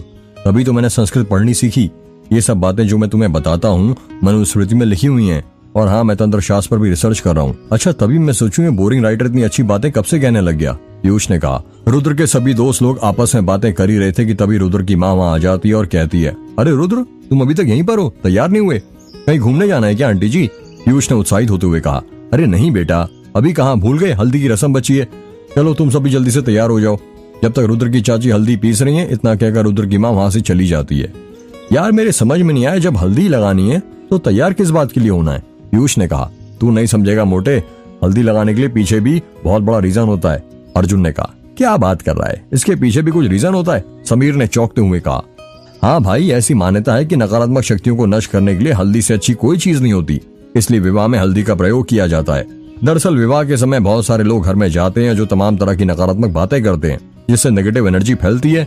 माना जाता है कई वरों वधुओं की तबीयत इसी कारण खराब होती है, इसलिए हल्दी दुल्हन दूल्हे को लगाई जाती है ताकि नकारात्मक शक्तियां खत्म हो जाएं। और वैसे भी इसमें कई वैज्ञानिक कारण भी हैं जो तुम लोग जानते ही होंगे। अरे तुम लोग अभी तक यहीं बैठे हो, जल्दी करो बेटा, मेहमान आना शुरू हो गए हैं। रुद्र की माँ ने हवेली की छत पर से कहा। हल्दी के कार्यक्रम की सारी तैयारियां हो गई थी। रुद्र की चाची ने अपने हाथों से सिलबट्टे पर हल्दी पीसी थी। गांव के लोग और कुछ मेहमान भी लगभग आ गए थे। रुद्र सफेद बनियान और सफेद धोती पहना हुआ था और उसके बाकी सब दोस्तों ने पीले रंग के कपड़े पहने हुए थे। रुद्र के घर वालों ने भी पीले रंग के कपड़े ही पहने थे। रुद्र की चाची एक कटोरी में से आटा लेती हैं और उसे जमीन के ऊपर चाक बना देती हैं। चाक बनाने के बाद उस पर पीढ़ा रख देती हैं। रुद्र बेटा, इस पर बैठ जाओ, आयशा ने रुद्र से कहा। रुद्र उस पीढ़े पर जाकर बैठ जाता है। समीर के हाथों में कैमरा था जिससे वो सभी की फोटो खींच रहा था। वो शादी का हर एक मूवमेंट अपने कैमरे में कैद करना चाहता था। आखिर ये फोटो ही तो होती है जिन्हें बाद में देखकर हमें ये याद ताजा कर सकते हैं और फिर उस पल को जी भी सकते हैं। आयशा के हाथ में हल्दी का कटोरा था जिसमें दूरबा रखी हुई थी। पीयूष उस दूरबा को देखकर अर्जुन से पूछता है, ये घास हल्दी के अंदर क्यों रखी गई है? अर्जुन हंसते हुए कहता है, बेवकूफ वो घास नहीं है, उसे दूरबा कहते हैं। वैसे घास की एक रूप में होती है। दूरबा हिंदू धर्म में सबसे शुद्ध मानी गई है। दूरबा गणेश जी की सबसे पसंदीदा चीजों में से एक है और दूरबा से हल्दी की रस्म को निभाकर दूल्हा और दुल्हन को अपनी आने वाली जिंदगी में प्रेम से रहने और लड़ाई झगड़ा ना करने का आशीर्वाद दिया जाता है। अच्छा ये बात है। आयशा को हल्दी की रस्म की शुरुआत करने के लिए 5 अविवाहित लड़कियों की जरूरत थी। 4 अविवाहित लड़कियां तो उसे अपने रिश्तेदार में ही मिल जाती हैं। अब बची एक। उसके समझ में नहीं आता कि अब तक वो किसे बुलाएं। तभी उसकी नजर उसके सामने खड़ी तन्वी पर पड़ती है, जो कि अर्जुन के पास खड़ी थी। आयशा तन्वी को आवाज देते हुए कहती है, अरे तन्वी बेटा, जरा इधर तो आना। जी आंटी जी, अभी आई, तन्वी ने कहा। आयशा के पास जाते हुए तन्वी यही सोच रही थी कि रुद्र की चाची ने उसे क्यों बुलाया है। तन्वी आयशा के पास चली जाती है। वहीं पर बगल में रुद्र पीढ़े पर बैठा हुआ था। तन्वी कहती है, क्या हुआ आंटी जी? बेटी, वो रस्म शुरू करने के लिए एक लड़की कम पड़ रही है, क्या तुम ये रस्म की शुरुआत कर दोगी? कहते हैं जो भी अविवाहित लड़की हल्दी से स्पर्श करती है उस दूल्हे को, पहले हल्दी लगाती है, उससे अच्छा वर मिलता है। ये बात सुनकर तन्वी मन ही मन उदास हो जाती है, क्योंकि जिसे वो अपना वर बनाना चाहती थी अब वो किसी और का वर बनने जा रहा था। पर अपने इमोशंस को छुपाते हुए तन्वी कहती है, हाँ क्यों नहीं आंटी जी, मैं भी अब जल्दी शादी करने वाली हूँ और आप लोगों को जरूर बुलाऊंगी, तन्वी ने रुद्र की आंखों में देखते हुए कहा। आयशा तन्वी के हाथ में हल्दी से भरा हुआ कटोरा देते हुए कहती है, ये लो बेटी, सबसे पहले इसे दूरबा से रुद्र के सिर के ऊपर से नीचे तक 5 बार हाथ घुमाओ। तन्वी कटोरे में दूरबा उठाती है और अपने दाएं हाथ से 5 बार रुद्र के सिर के ऊपर से पांव तक फेरती है। अरे ये क्या बेटा, तुमने तो अपने दोनों हाथों में जरा भी हल्दी नहीं लगने दी। जब तक हल्दी नहीं लगेगी तो मनपसंद लड़का कैसे मिलेगा? चलो अभी हल्दी रुद्र को लगाओ। तन्वी धीरे धीरे अपने हाथ आगे बढ़ाती है और अपनी 2 उंगलियां हल्दी के कटोरे में भिगो लेती है। उसके बाद वो अपनी दोनों उंगलियां रुद्र के गालों के पास ले जाती है। इस वक्त रुद्र और तन्वी दोनों ही एक दूसरे की आंखों में देख रहे थे। जैसे वो तन्वी रुद्र के गालों को स्पर्श करती है, उसको याद आता है वो लम्हा जब उसने पहली बार रुद्र को छुआ था। तन्वी अपने कॉलेज के दिनों में खो जाती है। उसको याद आता है भोपाल का UIT कॉलेज की मैकेनिकल बिल्डिंग का रूम नंबर 208, जब वो 2nd ईयर में थी। उस कमरे में सिर्फ वो और रुद्र थे। बाकी के दोस्त नीचे ग्राउंड फ्लोर पर होली खेल रहे थे, जिनके हल्ला करने की आवाज उस कमरे में भी आ रही थी। रुद्र, मैं कह देती हूँ, मेरे पास मत आना, तन्वी ने कहा। अरे ऐसे कैसे, ये हमारी पहली होली है। हाँ पता है, पर प्लीज रंग नहीं। तुम्हें पता है ना मुझे रंग से एलर्जी है। हाँ पता है, इसलिए तो तुम्हारे लिए स्पेशल रंग लाया हूँ, इससे तुम्हें कुछ नहीं होगा। नहीं रुद्र, प्लीज मत लगाओ, मेरा चेहरा खराब हो जाएगा। नहीं होगा तन्वी, इतना कहकर रुद्र तन्वी का हाथ पकड़ लेता है। तन्वी ने अपने दोनों हाथों में मुट्ठी बांधी हुई थी। छोड़ो मुझे रुद्र। नहीं, मैं नहीं छोड़ूंगा। छोड़ो। नहीं, मैंने कहा ना, छोड़ो मुझे, तन्वी ने गुस्से में कहा। तन्वी के गुस्से भरी आवाज सुनकर रुद्र को भी गुस्सा आता है।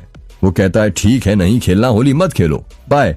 इतना कहकर रुद्र तन्वी का हाथ छोड़ देता है और उस कमरे से जाने लगता है। जैसे ही रुद्र उस कमरे से बाहर जाने लगता है, तन्वी आगे बढ़ती है और पीछे से अपने हाथ आगे करते हुए रुद्र के गालों पर गुलाल लगा देती है और कहती है, कैसे लगाऊं तेरे गालों पर गुलाल, यही सोचती रहती हूं मैं फिलहाल। अपने इश्क के रंग में रंगूंगी तुझको, फिर रंग ना निकलेगा कभी निकाल। बस तन्वी, अब कितना पोज दोगी, खींच लिया मैंने तुम्हारी फोटो, समीर ने कहा। जब समीर ने ये बात कही तब तन्वी अपनी यादों की दुनिया से बाहर आती है और वहां से जाने लगती है। तन्वी पानी पीने जा रही थी, तभी उसका रास्ता अनन्या रोक लेती है और कहती है, कहाँ खो गई थी महारानी? कहीं तो नहीं, झूठ मत बोलो तन्वी, मैं तुम्हारी रग रग से वाकिफ हूँ। तन्वी को जवाब नहीं देती, बस चुपचाप खड़ी रहती है। अनन्या तन्वी कंधों पर हाथ रखते हुए कहती है, तुम आज भी रुद्र से प्यार करती हो ना? तन्वी कुछ नहीं बोलती। तन्वी की आंखों से आंसू निकलने लगते हैं। उन आंसुओं को देखते हुए अनन्या कहती है, तुम्हारे लब भले कुछ बयां ना कर रहे हो, पर तुम्हारे ये आंसू बहुत कुछ बयां कर रहे हैं। तन्वी, अब इससे पहले कि रुद्र इन आंसुओं को देख ले, उन आंसुओं को छुपा लो। याद है कॉलेज के दिनों में रुद्र तुम्हारे इन आंसुओं को देखकर पूरा कॉलेज सिर पर उठा लेता था। तन्वी ने अपने आंसुओं को पोंछते हुए कहा, हाँ याद है, एक बात याद है मुझे रुद्र की। मैं तो खुद ये देखकर परेशान हूँ, जो रुद्र मेरे लिए पूरी दुनिया से लड़ सकता था, वो इतना कैसे बदल गया। तन्वी और अनन्या बातें ही कर रहे थे कि तभी वहां पर पीयूष आ जाता है। पीयूष के दोनों हाथों में हल्दी थी। अपने हाथ अनन्या की तरफ करते हुए कहता है, आजा हीरोइन, तुझे हल्दी लगा देता हूँ, गोर गोरी हो जाएगी। इसकी जरूरत मुझे नहीं, तुझे मोटे। क्या कहा? रुक, इतना कहकर पीयूष अनन्या को हल्दी लगाने आगे बढ़ता है और अनन्या वहां से भागने लगती है। सभी मेहमान रुद्र को हल्दी लगाने लगते हैं। रुद्र के चेहरे को देखकर समझ नहीं आ रहा था कि वो खुश है या नहीं। वो जब तक तन्वी की तरफ देखता था तो उदास हो जाता था और अपनी माँ की तरफ देखता था तो उसके चेहरे पर हंसी आ जाती थी। समीर ने हल्दी की रस्म का एक एक पल अपने कैमरे में कैद कर लिया था और वो भी खुद हल्दी खेल चुका था। रुद्र बेटा, अब हल्दी हो गई, एक काम कर, अब तू नहा ले, और तेरे कपड़े चाचा को दे दे, रुद्र की माँ ने कहा। पर क्यों माँ? सवाल नहीं करते बेटा, बस जा जल्दी और ये कपड़े तेरे चाचा को दे दे। ठीक है माँ। रुद्र पीढ़े पर से उठता है और अपने कमरे में नहाने के लिए जाने लगता है। रुद्र के पीछे पीछे पीयूष भी जाने लगता है। पीयूष को देखकर समीर कहता है, तू कहाँ जा रहा है मोटे? नहाने जा रहा हूँ। कहाँ? रुद्र के पास। तू क्या उसकी पीठ घिस कर देगा? समीर ने कहा। समीर और अर्जुन दोनों ठाके लगाने लगते हैं। समीर कहता है, बेटा वो कॉलेज के दिन थे जब जल्दी जल्दी में हम साथ में नहा लेते थे, पर आज उसकी शादी है, आज तो आराम से नहाने दे, उसे टाइम लगेगा आज। तो तब तक हम क्या करें? ऐसी हल्दी में खड़े रहें? हाँ यार, मैं भी यही सोच रहा हूँ। रुद्र के पूर्वजों ने इतनी बड़ी हवेली बनाई, लेकिन बाथरूम गिने चुने कमरों में बनाया, जिसमें कुछ लड़कियां हैं और कुछ में रिश्तेदार। अर्जुन ने कहा। हाँ यार, मैं भी यही सोच रहा था, समीर ने कहा। तो फिर क्या करें? पीयूष ने कहा।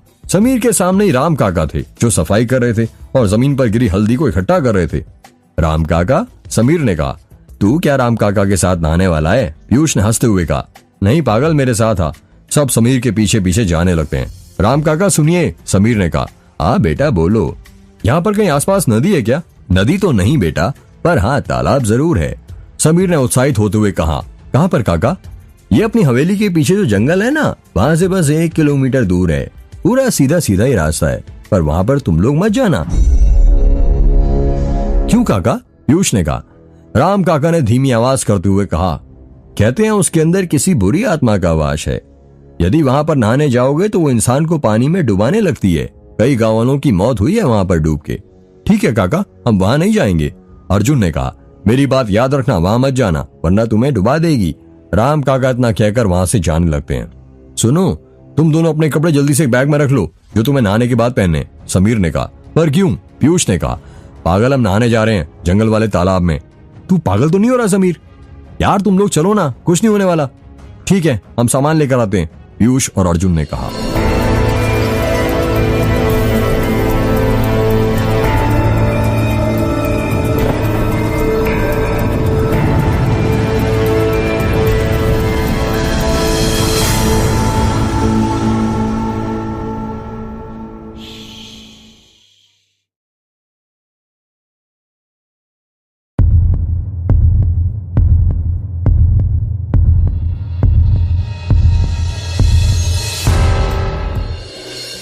अर्जुन, पीयूष और समीर जंगल में थे। तीनों एक दूसरे के आगे पीछे चल रहे थे। सबसे आगे अर्जुन था, उसके पीछे पीयूष। उसने अपने हाथ में बैग पकड़ा हुआ था जिसमें तीनों के नहाने के कपड़े रखे हुए थे, और उसके पीछे था समीर, जिसके हाथ में कैमरा था। वो जंगल में लगे पेड़ पौधों की फोटो खींच रहा था। कितनी देर में आएगा तेरा तालाब? पीयूष ने कहा। यार काका ने तो कहा था बस 1 किलोमीटर ही दूर है, पता नहीं इतना टाइम क्यों लग रहा है। वैसे अभी तक तो आ जाना चाहिए था, अर्जुन ने कहा। कहीं रास्ते से तो नहीं भटक गए हम? पीयूष ने कहा। नहीं यार, काका ने जैसे बताया था उसी रास्ते पर हैं, और अभी वो गांव की औरत जो मिली थी उसने भी तो कहा था पास ही में, बस सीधे सीधे जाना, समीर ने कहा। हाँ यार, पीयूष ने कहा।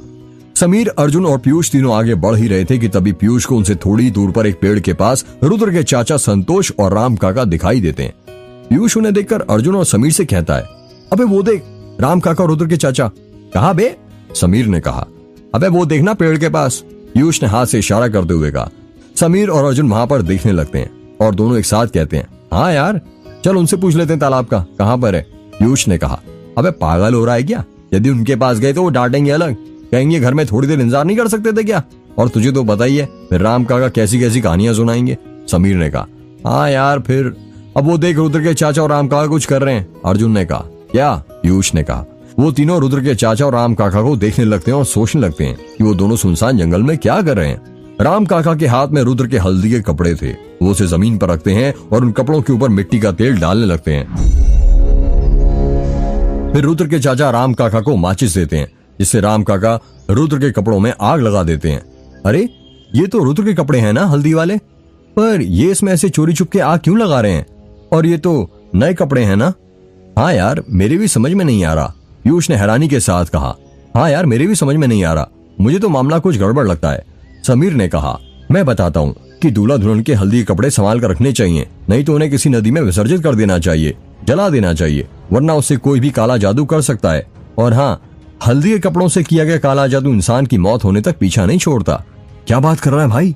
समीर ने चौंकते हुए कहा। हाँ यार ये सच है, तभी तो देखना रुद्र के चाचा इतनी जल्दी यहाँ आ गए उसके कपड़े जलाने। अब क्या करें? पीयूष ने कहा। करना क्या है, दूसरे रास्ते से चलते हैं, इतना बड़ा जंगल है, तालाब पहुंच ही जाएंगे। और तुझे तो पता ही होगा दुनिया गोल है, समीर ने कहा। हाँ ये सही है, अभी इतनी दूर आए हैं तो बिना नहाए थोड़ी ना जा सकते हैं, अर्जुन ने कहा। कुछ देर और चलने के बाद अर्जुन, पीयूष और समीर तीनों तालाब पर पहुंच जाते हैं। फाइनली मिल ही गया तालाब, समीर ने कहा। हाँ यार देख कितना अच्छा लग रहा है, हमारे आगे तालाब और तालाब के पीछे पहाड़ी, इसे कहते हैं प्रकृति का रूप, अर्जुन ने कहा। समीर तालाब की और आसपास की चीजों की फोटो खींचने लगता है। अर्जुन अपने कपड़े उतारता है और तालाब में कूद जाता है। समीर भी अपने कपड़े उतारकर तालाब में कूद जाता है। समीर और अर्जुन 5 मिनट से पानी के अंदर थे, पर पीयूष अभी तक नहीं आया था। वो तालाब के बाहर खड़ा था।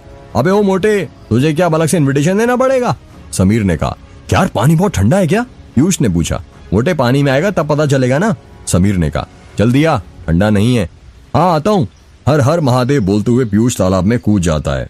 पीयूष जैसे ही पानी में कूदता है उसे ठंडी लगने लगती है और वो कपकपाने लगता है और कहता है, यार सालों बताया क्यों नहीं कि पानी इतना ठंडा है, यदि बता देते तो हमें पता है कि तू बस अपना मुंह धोकर यहाँ से निकल लेता, अर्जुन ने हंसते हुए कहा और पीयूष और समीर के ऊपर अपने हाथों से पानी डालने लगा। जैसे कि अर्जुन पीयूष और समीर पर पानी डालता है, वो दोनों भी उस पर पानी डालने लगते हैं और मस्ती करने लगते हैं। ये पहली डुबकी उस बकरे के नाम जो आज शादी करके हलाल होने वाला है, समीर ने कहा और वो पानी के अंदर डुबकी लगाने लगता है। ये सुनकर पीयूष और अर्जुन हंसने लगते हैं। ये दूसरी डुबकी उस UIT कॉलेज की प्रेम कहानी के नाम जो आज खत्म होने वाली है, इतना कहकर समीर फिर दूसरी डुबकी लगाता है। और अब एक तीसरी और आखिरी डुबकी अपनी दोस्ती के नाम। समीर जैसे ये कहता है वो तीनों एक दूसरे का हाथ पकड़ लेते हैं, एक साथ पानी में डुबकी लगाते हैं। थोड़ी देर बाद वो तीनों पानी में से बाहर निकलते हैं और एक साथ कहते हैं, भाड़ में गया उस बेवफा का प्यार, सबसे प्यारा है अपना यार। इतना कहकर वो तीनों हंसने लगते हैं। समीर चुपके से अर्जुन को आंख मारता है और अर्जुन समीर का इशारा समझ जाता है। चल पीयूष एक कंपटीशन करते हैं, देखते हैं कि कौन ज्यादा देर तक पानी में सांस रोक सकता है, समीर ने कहा। हाँ क्यों नहीं, शायद तू भूल गया कॉलेज में मैं स्विमिंग कंपटीशन का विनर रह चुका हूँ, पीयूष ने कहा। इतना सुनकर समीर और अर्जुन हंसने लगते हैं और अर्जुन कहता है, हाँ पता है कैसे विनर बना था, मोटे तेरे वेट का कोई इंसान आया ही नहीं था। ओ चल रहने दे, अगर आता भी तो मैं उसे हरा देता। चल देखते हैं, अभी दूध का दूध और पानी का पानी हो जाएगा, समीर ने कहा। तुम दोनों डुबकी लगाओ और मैं देखता हूँ कि किसने ज्यादा देर तक पानी में अपनी सांस रोकी, अर्जुन ने कहा। ठीक है पर मैं कह देता हूँ कोई चीटिंग नहीं करेगा, पीयूष ने कहा। हाँ भाई कोई चीटिंग नहीं, ये इंजीनियरिंग के एग्जाम थोड़ी ना है, इतना कहकर समीर हंसने लगता है। तो ठीक है फिर तैयार हो जाओ, 1 2 3। अर्जुन जैसी 3 बोलता है, पीयूष और समीर पानी के अंदर डुबकी लगा देते हैं। पीयूष और समीर करीब 1 मिनट से पानी के अंदर थे। तभी अर्जुन पीयूष के पीछे जाता है और अपना हाथ पानी के अंदर डाल देता है और धीरे से पीयूष के पैर को पकड़ लेता है। अर्जुन जैसे ही पीयूष का पैर पकड़ता है, पीयूष को डर लगने लगता है और वो सोचता है, ये पानी के अंदर किसने मेरा पैर पकड़ लिया। वो झट से तेजी के साथ पानी के अंदर से बाहर निकलता है और कहता है, बचाओ बचाओ, पानी के अंदर कोई है, किसी ने मेरा पैर पकड़ लिया। पीयूष की आवाज सुनकर समीर भी पानी के अंदर से बाहर निकल जाता है और कहता है, क्या हुआ भाई। पीयूष हकलाते हुए कहता है, वो पानी के अंदर कुछ है जिसने मेरा पैर पकड़ रखा है। चल झूठे, हारने के डर से कुछ भी बोल रहा है, समीर ने कहा। नहीं भाई सच कहता हूँ, मम्मी कसम, पीयूष ने अपने हाथ से गले की चिमटी पकड़ते हुए कहा। पीयूष का मासूम सा चेहरा देखकर अर्जुन अपने आप को रोक नहीं पाता और जोर जोर से हंसने लगता है। अर्जुन को हंसता हुआ देख समीर भी हंसने लगता है। दोनों को एक साथ हंसते हुए देख पीयूष समझ जाता है ये सब किसकी करामात है। पीयूष कहने लगता है कि तुम्हारी सालों मेरी जान निकाल दी तुम दोनों ने तो। मोटे फिक्र मत कर, तेरी इतनी जल्दी जान नहीं निकलने वाली, हम लोग हैं ना अभी, समीर ने कहा। चलो यार बहुत देर हो गई है, अब हमें घर चलना चाहिए, रुद्र हमारा इंतजार कर रहा होगा, अर्जुन ने कहा। हाँ चलो चलते हैं, समीर ने कहा। समीर और अर्जुन तालाब से बाहर जाने लगते हैं, तभी सिर्फ पीयूष को एक फुसफुसाती आवाज सुनाई देती है, पीयूष पीयूष। जब पीयूष पीछे मुड़कर देखता है तो सिवाय उसे उसके पीछे की पहाड़ी के और कुछ दिखाई नहीं देता। वो सोचने लगता है कि मुझे कौन आवाज दे रहा था, फिर उसे लगता है शायद ये उसका वहम है।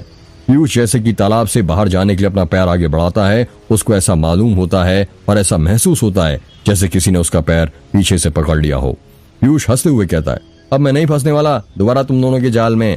यदि एक जादूगर एक ही जादू बार बार दिखाता है तो वो जादू जादू नहीं रहता बल्कि तमाशा बन जाता है। तभी पीयूष को अर्जुन की आवाज सुनाई देती है, ओ मोटे और कितना टाइम लगेगा तुझे, जल्दी आ। और वहाँ अकेले अकेले किससे बातें कर रहा है। अर्जुन की आवाज पीयूष को ऐसे सुनाई दे रही थी जैसे उसके पीछे से नहीं बल्कि बहुत दूर से आ रही हो।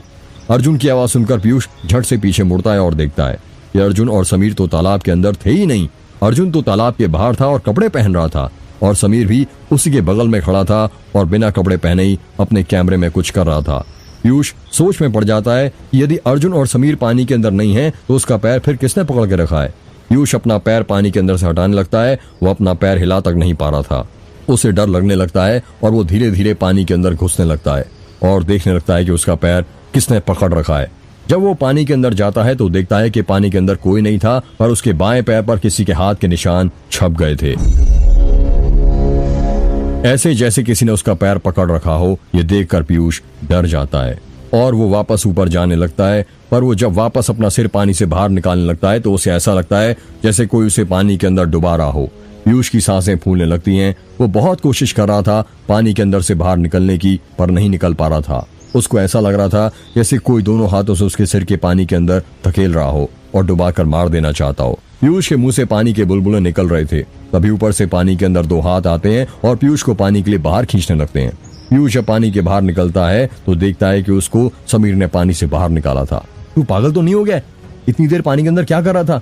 यदि अभी मैं नहीं आता तो मर जाता साले। वो तो अच्छा हुआ कि अर्जुन ने देख लिया तुझे, समीर ने पीयूष पर चिल्लाते हुए कहा। पीयूष हकलाते हुए कहता है, भाई वो किसी ने मेरा पैर पकड़ लिया था और कोई मुझे पानी में डुबाने की कोशिश कर रहा था। अगर तू नहीं आता तो मेरी तो जान ही चली जाती। क्या नाप शनाप बग रहा है बे? भाई मेरी बात पर यकीन कर, मैं सच कह रहा हूँ। ये सब छोड़, पहले पानी से बाहर निकल। यदि ज्यादा देर पानी में रहा तो ठंड लग जाएगी। समीर और पीयूष पानी के बाहर जाने लगते हैं। पीयूष और समीर तालाब के बाहर निकल जाते हैं और कपड़े पहन लेते हैं। अब बता भाई हुआ क्या था? अर्जुन पीयूष से पूछता है। पीयूष अर्जुन को पूरा किस्सा सुनाता है। पूरी बात सुनकर अर्जुन कहता है, सच? यदि तुझे यकीन नहीं है तो रुक, तुझे अभी वो हाथ का निशान दिखाता हूँ। इतना कहकर पीयूष अपनी पैंट के पांव ऊपर चढ़ाने लगता है। अर्जुन और समीर पीयूष के पैर को देखकर हैरान हो जाते हैं।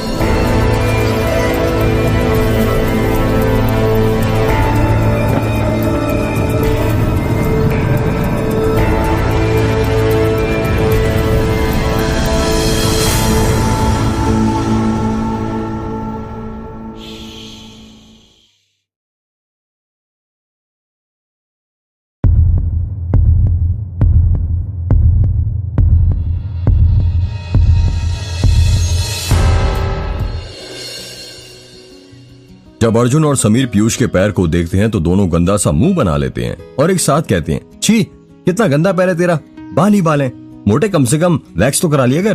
पीयूष अपने पैर को देखने लगता है और सोचने लगता है, पानी के अंदर बाएं पैर पर जो हाथ का निशान मैंने देखा था वो कहाँ चला गया। यार भाई मैं सच कहता हूँ, मैंने अपनी आंखों से पानी के अंदर वो निशान देखा था। पीयूष ने कहा, मोटे तुझे बिन पिए ही नशा हो गया, रात में पता नहीं तेरा क्या हाल होगा। समीर ने कहा, चल अब चलें, काफी देर हो गई है। अर्जुन ने कहा। वो तीनों अपनी जगह से उठते हैं और तालाब से हवेली की तरफ जाने लगते हैं। रुद्र नहा धोकर तैयार होकर हवेली के बाहर खड़ा था। जैसे ही उसे समीर, पीयूष और अर्जुन आते हुए दिखते हैं, उनसे पूछता है, कहाँ गए थे तुम तीनों बिना बताए? तुम्हें जरा भी अंदाजा है मेरा क्या हाल हो गया था? यार हम बस वो नहाने चले गए थे तालाब पर, समीर ने कहा। तालाब पर? रुद्र ने चौंकते हुए कहा। तभी वहां पर अनन्या और तन्वी आ जाती हैं। उन दोनों ने भी नहा लिया था और तैयारी हो गई थी। कहाँ चले गए थे तुम तीनों? कब से हम लोग खाने के लिए तुम्हारा इंतजार करें? अनन्या ने कहा। यार कहीं नहीं, बस यहीं थे, समीर ने कहा। अनन्या नोटिस करती है कि पीयूष को चुप चुप है। वो पीयूष की ओर उंगली करते हुए कहती है, ये मोटे को क्या हुआ, इतना चुप चुप क्यों है? समीर हंसते हुए कहता, मैं बताऊं? नहीं रहने देना भाई। पीयूष ने कहा, नहीं मैं तो बताऊंगा। बताना जल्दी बता, अनन्या ने उत्साहित होते हुए पूछा। पता है तालाब के अंदर भाई साहब को किसी ने पैर पकड़ लिए थे। क्या? रुद्र ने चौंकते हुए पूछा। हाँ भाई, समीर ने कहा। अनन्या हंसते हुए कहती है, अच्छा हुआ पैर ही पकड़ा, कुछ और नहीं पकड़ा, वरना हमारा पीयूष तो किसी को मुंह दिखाने लायक ही नहीं रहता। अनन्या की बात सुनकर पीयूष को छोड़कर बाकी सब हंसने लगते हैं। सभी लोग बातें ही कर रहे थे कि तभी वहां पर रुद्र की चाची की बेटी स्वाति आ जाती है और कहती है, रुद्र भैया मम्मी सबको खाना खाने के लिए बुला रही हैं, जल्दी चलिए। हाँ तुम चलो स्वाति, हम आते हैं। चलो जल्दी चलो भाई, चाची ने खाने खाने के लिए बुलाया है, वरना नाराज हो जाएंगी। सभी लोग हवेली के अंदर जाने लगते हैं। रात हो गई थी और शादी की सारी तैयारियां भी हो गई थी। पूरी हवेली को लाइटिंग से सजाया गया था जो बहुत सुंदर लग रहा था। गार्डन में लगे पेड़ पौधों को हरी वाली लाइट से सजाया गया था। मंडप बाहर ही लगा था और उस पर गोल्डन लाइट लगाई हुई थी। मेहमानों का भी आना शुरू हो गया था। समीर, पीयूष और अर्जुन रुद्र के कमरे में तैयार हो रहे थे।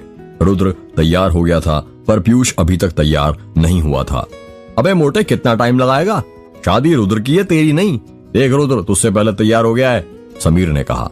अरे तो वो क्या करेगा अब तैयार होकर, वैसे भी यार शादी होने वाली है उसकी। अब से वो आदमी बन जाएगा और हम तो कुंवारे हैं ना, तो कोई ना कोई कुंवारी लड़की तो ढूंढनी पड़ेगी ना। आज क्या कहा? हाँ से मैं आदमी बनने वाला हूँ, रुद्र ने पीयूष के पेट में मजाक में मुक्का मारते हुए कहा। तूने पेट देखा है अपना? अपने आदमियों की तरह तो तेरा पेट निकला है मोटे, चल रहने दे, पीयूष ने कहा। रुद्र ने नीले रंग का इंडो वेस्टर्न कुर्ता पहना हुआ था और वो उस पर बहुत जच रहा था। रुद्र ने अभी सेरा नहीं बांधा था क्योंकि रस्म के अनुसार वो दूल्हे की माँ बांधती है। रुद्र बेटा कितना वक्त और लगेगा? रुद्र की माँ की नीचे से आवाज आती है। बस 2 मिनट माँ, अभी आया, रुद्र ने चिल्लाते हुए कहा। सुनो माँ, मुझे नीचे रस्मों के लिए बुला रही हैं, मैं जाता हूँ, तुम लोग आ जाना, ठीक है? रुद्र ने अपने दोस्तों से कहा और वह वहां से जाने लगा। ठीक है, अर्जुन ने कहा। रुद्र जल्दी जल्दी में अपने कमरे से बाहर निकलता है और जैसे ही कमरे से बाहर निकलता है हड़बड़ाहट में तन्वी से जाकर टकरा जाता है। अचानक रुद्र के सामने आ जाने के कारण तन्वी जमीन पर गिरने लगती है। तभी रुद्र तन्वी का हाथ पकड़ लेता है। तन्वी ने काले रंग का लहंगा पहना हुआ था और गले में सफेद रंग का स्कार्फ बांधा हुआ था।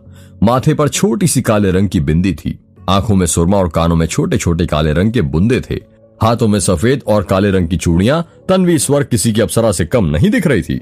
ऐसा लग रहा था जैसे चांद काली घटाओं में छिप रहा हो। तन्वी ने ठीक वैसा ही मेकअप किया था जब उसने कॉलेज की फ्रेशर्स पार्टी के दिन किया था। रुद्र तन्वी की आंखों में देखता है और देखते ही देखते अपने कॉलेज के दिनों में खो जाता है। उसको याद आता है भोपाल के नेहरू नगर का गोल्डन ट्रीट होटल, जहां पर उसके सीनियर्स ने उन्हें फ्रेशर्स पार्टी दी थी और जाने अनजाने में उसे तन्वी के करीब ला दिया था। उस वक्त सीनियर्स जूनियर्स को टास्क दे रहे थे। सब जूनियर्स को टास्क देकर हो गए थे और अब बस तन्वी और रुद्र बचे थे। सीनियर्स भी हैरान थे कि ऐसा कैसे हो गया, क्योंकि उनके हिसाब से तो आखिर में बस 2 लड़के बचने चाहिए थे। पर फिर उन्हें पता चलता है कि लिस्ट में जो आने वाले थे उसमें एक लड़का नहीं आया था, बल्कि एक लड़की ज्यादा आ गई थी। स्टेज पर रुद्र और तन्वी खड़े थे। स्टेज को दिल के शेप के लाल और सफेद गुब्बारों से सजाया गया था। स्टेज के बगल में ही डीजे वाला था, जो जब किसी का टास्क चल रहा होता तो गाना बजाया जाया करता था। रुद्र ने सफेद रंग का शर्ट और काले रंग की पैंट पहनी हुई थी और गले में ब्लैक पोनी टाई लगाई हुई थी, जो कि पार्टी का ड्रेस कोड था। सभी जूनियर लड़के वही ड्रेस कोड में आए थे। तन्वी ने नीले रंग की बारबी वाली फ्रॉक पहनी हुई थी, क्योंकि सीनियर्स गर्ल्स का यह आदेश था कोई भी जूनियर लड़की वेस्टर्न या जीन्स टॉप पहनकर नहीं आएगी, सब ट्रेडिशनल में ही आएंगी। क्या नाम है आपका? एक सीनियर लड़की ने प्यार से तन्वी से पूछा। जी तन्वी सर। और तेरा नाम क्या है? उसी सीनियर लड़के ने रुद्र से पूछा। जी सर रुद्र। तो देखा भाई लोग, तुम दोनों का टास्क कुछ इस प्रकार है। तुम दोनों को एक दूसरे को प्रपोज करना है, पर इसमें कुछ बदलाव हैं और वो ये हैं कि तन्वी जो है वो लड़का बनेगी और रुद्र तुम जो हो तुम्हें लड़की बनना है, उसी सीनियर लड़के ने कहा। सब सीनियर्स ये सुनकर जोर जोर से हंसने लगते हैं। तन्वी और रुद्र घबराने लगते हैं। तन्वी तुम्हें कोशिश करनी है रुद्र से हाँ बुलवाने की, और रुद्र तुम्हें हाँ नहीं बोलना है, सख्त बनना है, ठीक है? एक सीनियर लड़की ने कहा। जी मैम ठीक है, रुद्र और तन्वी दोनों ने एक साथ कहा। एक सीनियर लड़का रुद्र को एक दुपट्टा ला कर देता है और कहता है चल अब ओढ़ ले इसे और बचा ले अपनी लाज। रुद्र चुपचाप वो दुपट्टा ओढ़ लेता है, क्योंकि उसे पता था कि सीनियर को मना करने का क्या नतीजा होता है। पूरे 4 साल कॉलेज आपके लिए जेल बन जाती है। ना ही नोटिस मिलते हैं, ना ही किसी सीनियर का सपोर्ट होता है। सुनिए, तन्वी प्यार से रुद्र से बोलती है। रुद्र कुछ जवाब नहीं देता। मैं ना आपसे बहुत प्यार करता हूँ, तन्वी ने कहा। तभी एक सीनियर लड़की कहती है, ओ मैडम फिल्म में नहीं देखती क्या? ऐसे कोई डायरेक्ट प्रपोज करता है क्या? थोड़ा सा प्यार से बोलो, थोड़े रोमांटिक बनो। मम्मी पापा ने क्या गुस्से से पैदा किया था क्या तुम्हें? उस लड़की की बातें सुनकर सब लोग हंसने लगते हैं और तन्वी के हाथ और कपकपाने लगते हैं। मैं ना आपसे बहुत प्यार करता हूँ, क्या आप मुझसे शादी करेंगी? अरे ओ मैडम, तुझे प्रपोज करना बोला था, तू तो सीधे शादी पर ही आ पहुंची। बड़ी जल्दी लगता है तुझे सुहागरात की, उसी सीनियर लड़की ने कहा। तन्वी कपकपाते हुए फिर से बोलती है, आई लव यू, पर उधर कुछ जवाब नहीं देता। सभी सीनियर्स का मूड ऑफ हो जाता है और वो एक दूसरे से कहते हैं, ये बोर कर रही है यार, इसको हटाओ। हाँ यार, इससे नहीं हो पाएगा। तभी एक सीनियर लड़का कहता है, रुद्र अब तू वापस से लड़का बन जा और तन्वी तुम वापस से लड़की बन जाओ। अब रुद्र तुझे प्रपोज करना है तन्वी को, और सुन ले रुद्र, पूरी फीलिंग के साथ होना चाहिए और मैं एक ही बार कराऊंगा। यदि हमें मजा नहीं आया तो तू जानता है तेरी कैसे रैगिंग होगी। इतना कहकर वो सीनियर रुद्र के हाथों में गुलाब दे देता है और कहता है, चल अब शुरू हो जा। रुद्र अपने सिर पर से दुपट्टा हटाता है और उसे जमीन पर रख देता है। रुद्र अपने घुटनों के बल बैठ जाता है और तन्वी की आंखों में देखने लगता है। डीजे वाला स्लो साउंड में कबीर सिंह मूवी का मेरी राह तेरे तक है, तुझ पर ही तो मेरा हक है की ट्यून बजाने लगता है। रुद्र तन्वी की आंखों में देखते हुए कहता है, वो सारी बातें जो मैंने तुमसे छुपा कर रखी थी, इस डर से कि कहीं दोस्ती न टूट जाए हमारी, पर ये सब जानते हुए भी मैं आज तुमसे वो सारी बातें कहूंगा, चाहे उसके बाद तुम मेरा दिल ही क्यों ना तोड़ दो। कॉलेज में तुम्हें पहली बार देखना मेरे लिए ऐसा था जैसे किसी राहगीर को उसकी मंजिल मिल गई हो, जैसे भंवरे को कोई खिलता हुआ फूल मिल गया हो, जैसे अंधेरी रात को चांद का नूर मिल गया हो, जैसे भटकती हुई रूह को उसका जिस्म मिल गया हो जिसमें वो समाना चाहता हो। कॉलेज की कैंटीन में चुपके तुमको देखना और तुम्हारे देखते ही वाटर कूलर के पीछे छुप जाना कुछ ऐसा था जैसे सूरज का बादलों के पीछे छुप जाना और धरती को चुपके निहारना। तुम्हारी एक झलक देखने के लिए मेरा रोज कॉलेज आना ठीक ऐसा था जैसे किसी पुजारी का रोज मंदिर आना। तुम्हारे सामने तुमसे कभी बात ना करना और आईने के सामने जाकर हर वक्त खुद से तुम्हारी बातें करना ऐसा था जैसे किसी कवि का कविता लिखते वक्त रात को उसकी कविताएं से बातें करना। मैं तुम्हें खुश रख पाऊंगा या नहीं रख पाऊंगा ये तो मुझे नहीं पता, पर हाँ इतना जरूर पता है कि मैं तुम्हारे बगैर खुश नहीं रह पाऊंगा। तुम्हारे सारे ख्वाब जो तुमने अपने लिए देखे हैं, जिसमें भले ही मैं नहीं पर उन ख्वाबों को सच करने का जरिया बनना चाहता हूं मैं, उन्हें हकीकत में तब्दील करना चाहता हूं मैं, तुम्हारे आंसुओं को अपनी आंखों में भरना चाहता हूं मैं, तुम्हारे चेहरे का नजर का टीका बनना चाहता हूं मैं, तुम्हारी जिंदगी का किरदार बनना चाहता हूं मैं। बोलो क्या तुम मेरी जिंदगी का किरदार बनोगी? बोलो तन्वी, क्या तुम मेरी जिंदगी का किरदार बनोगी? तन्वी रुद्र की बातें सुनकर एकदम चुप हो जाती है। रुद्र की दिल की धड़कनें थम सी जाती हैं और तन्वी की सांसें ऊपर नीचे चलने लगती हैं। गाने की ट्यून बजते बजते अपने आप रुक जाती है जैसे वो भी तन्वी का जवाब सुनना चाहती हो। वहां पर जितने भी सीनियर जूनियर थे सब चुपचाप थे, सब जानना चाहते थे कि तन्वी रुद्र को क्या जवाब देती है। अनन्या, अर्जुन, पीयूष और समीर सभी की निगाहें तन्वी के ऊपर जमी हुई थी।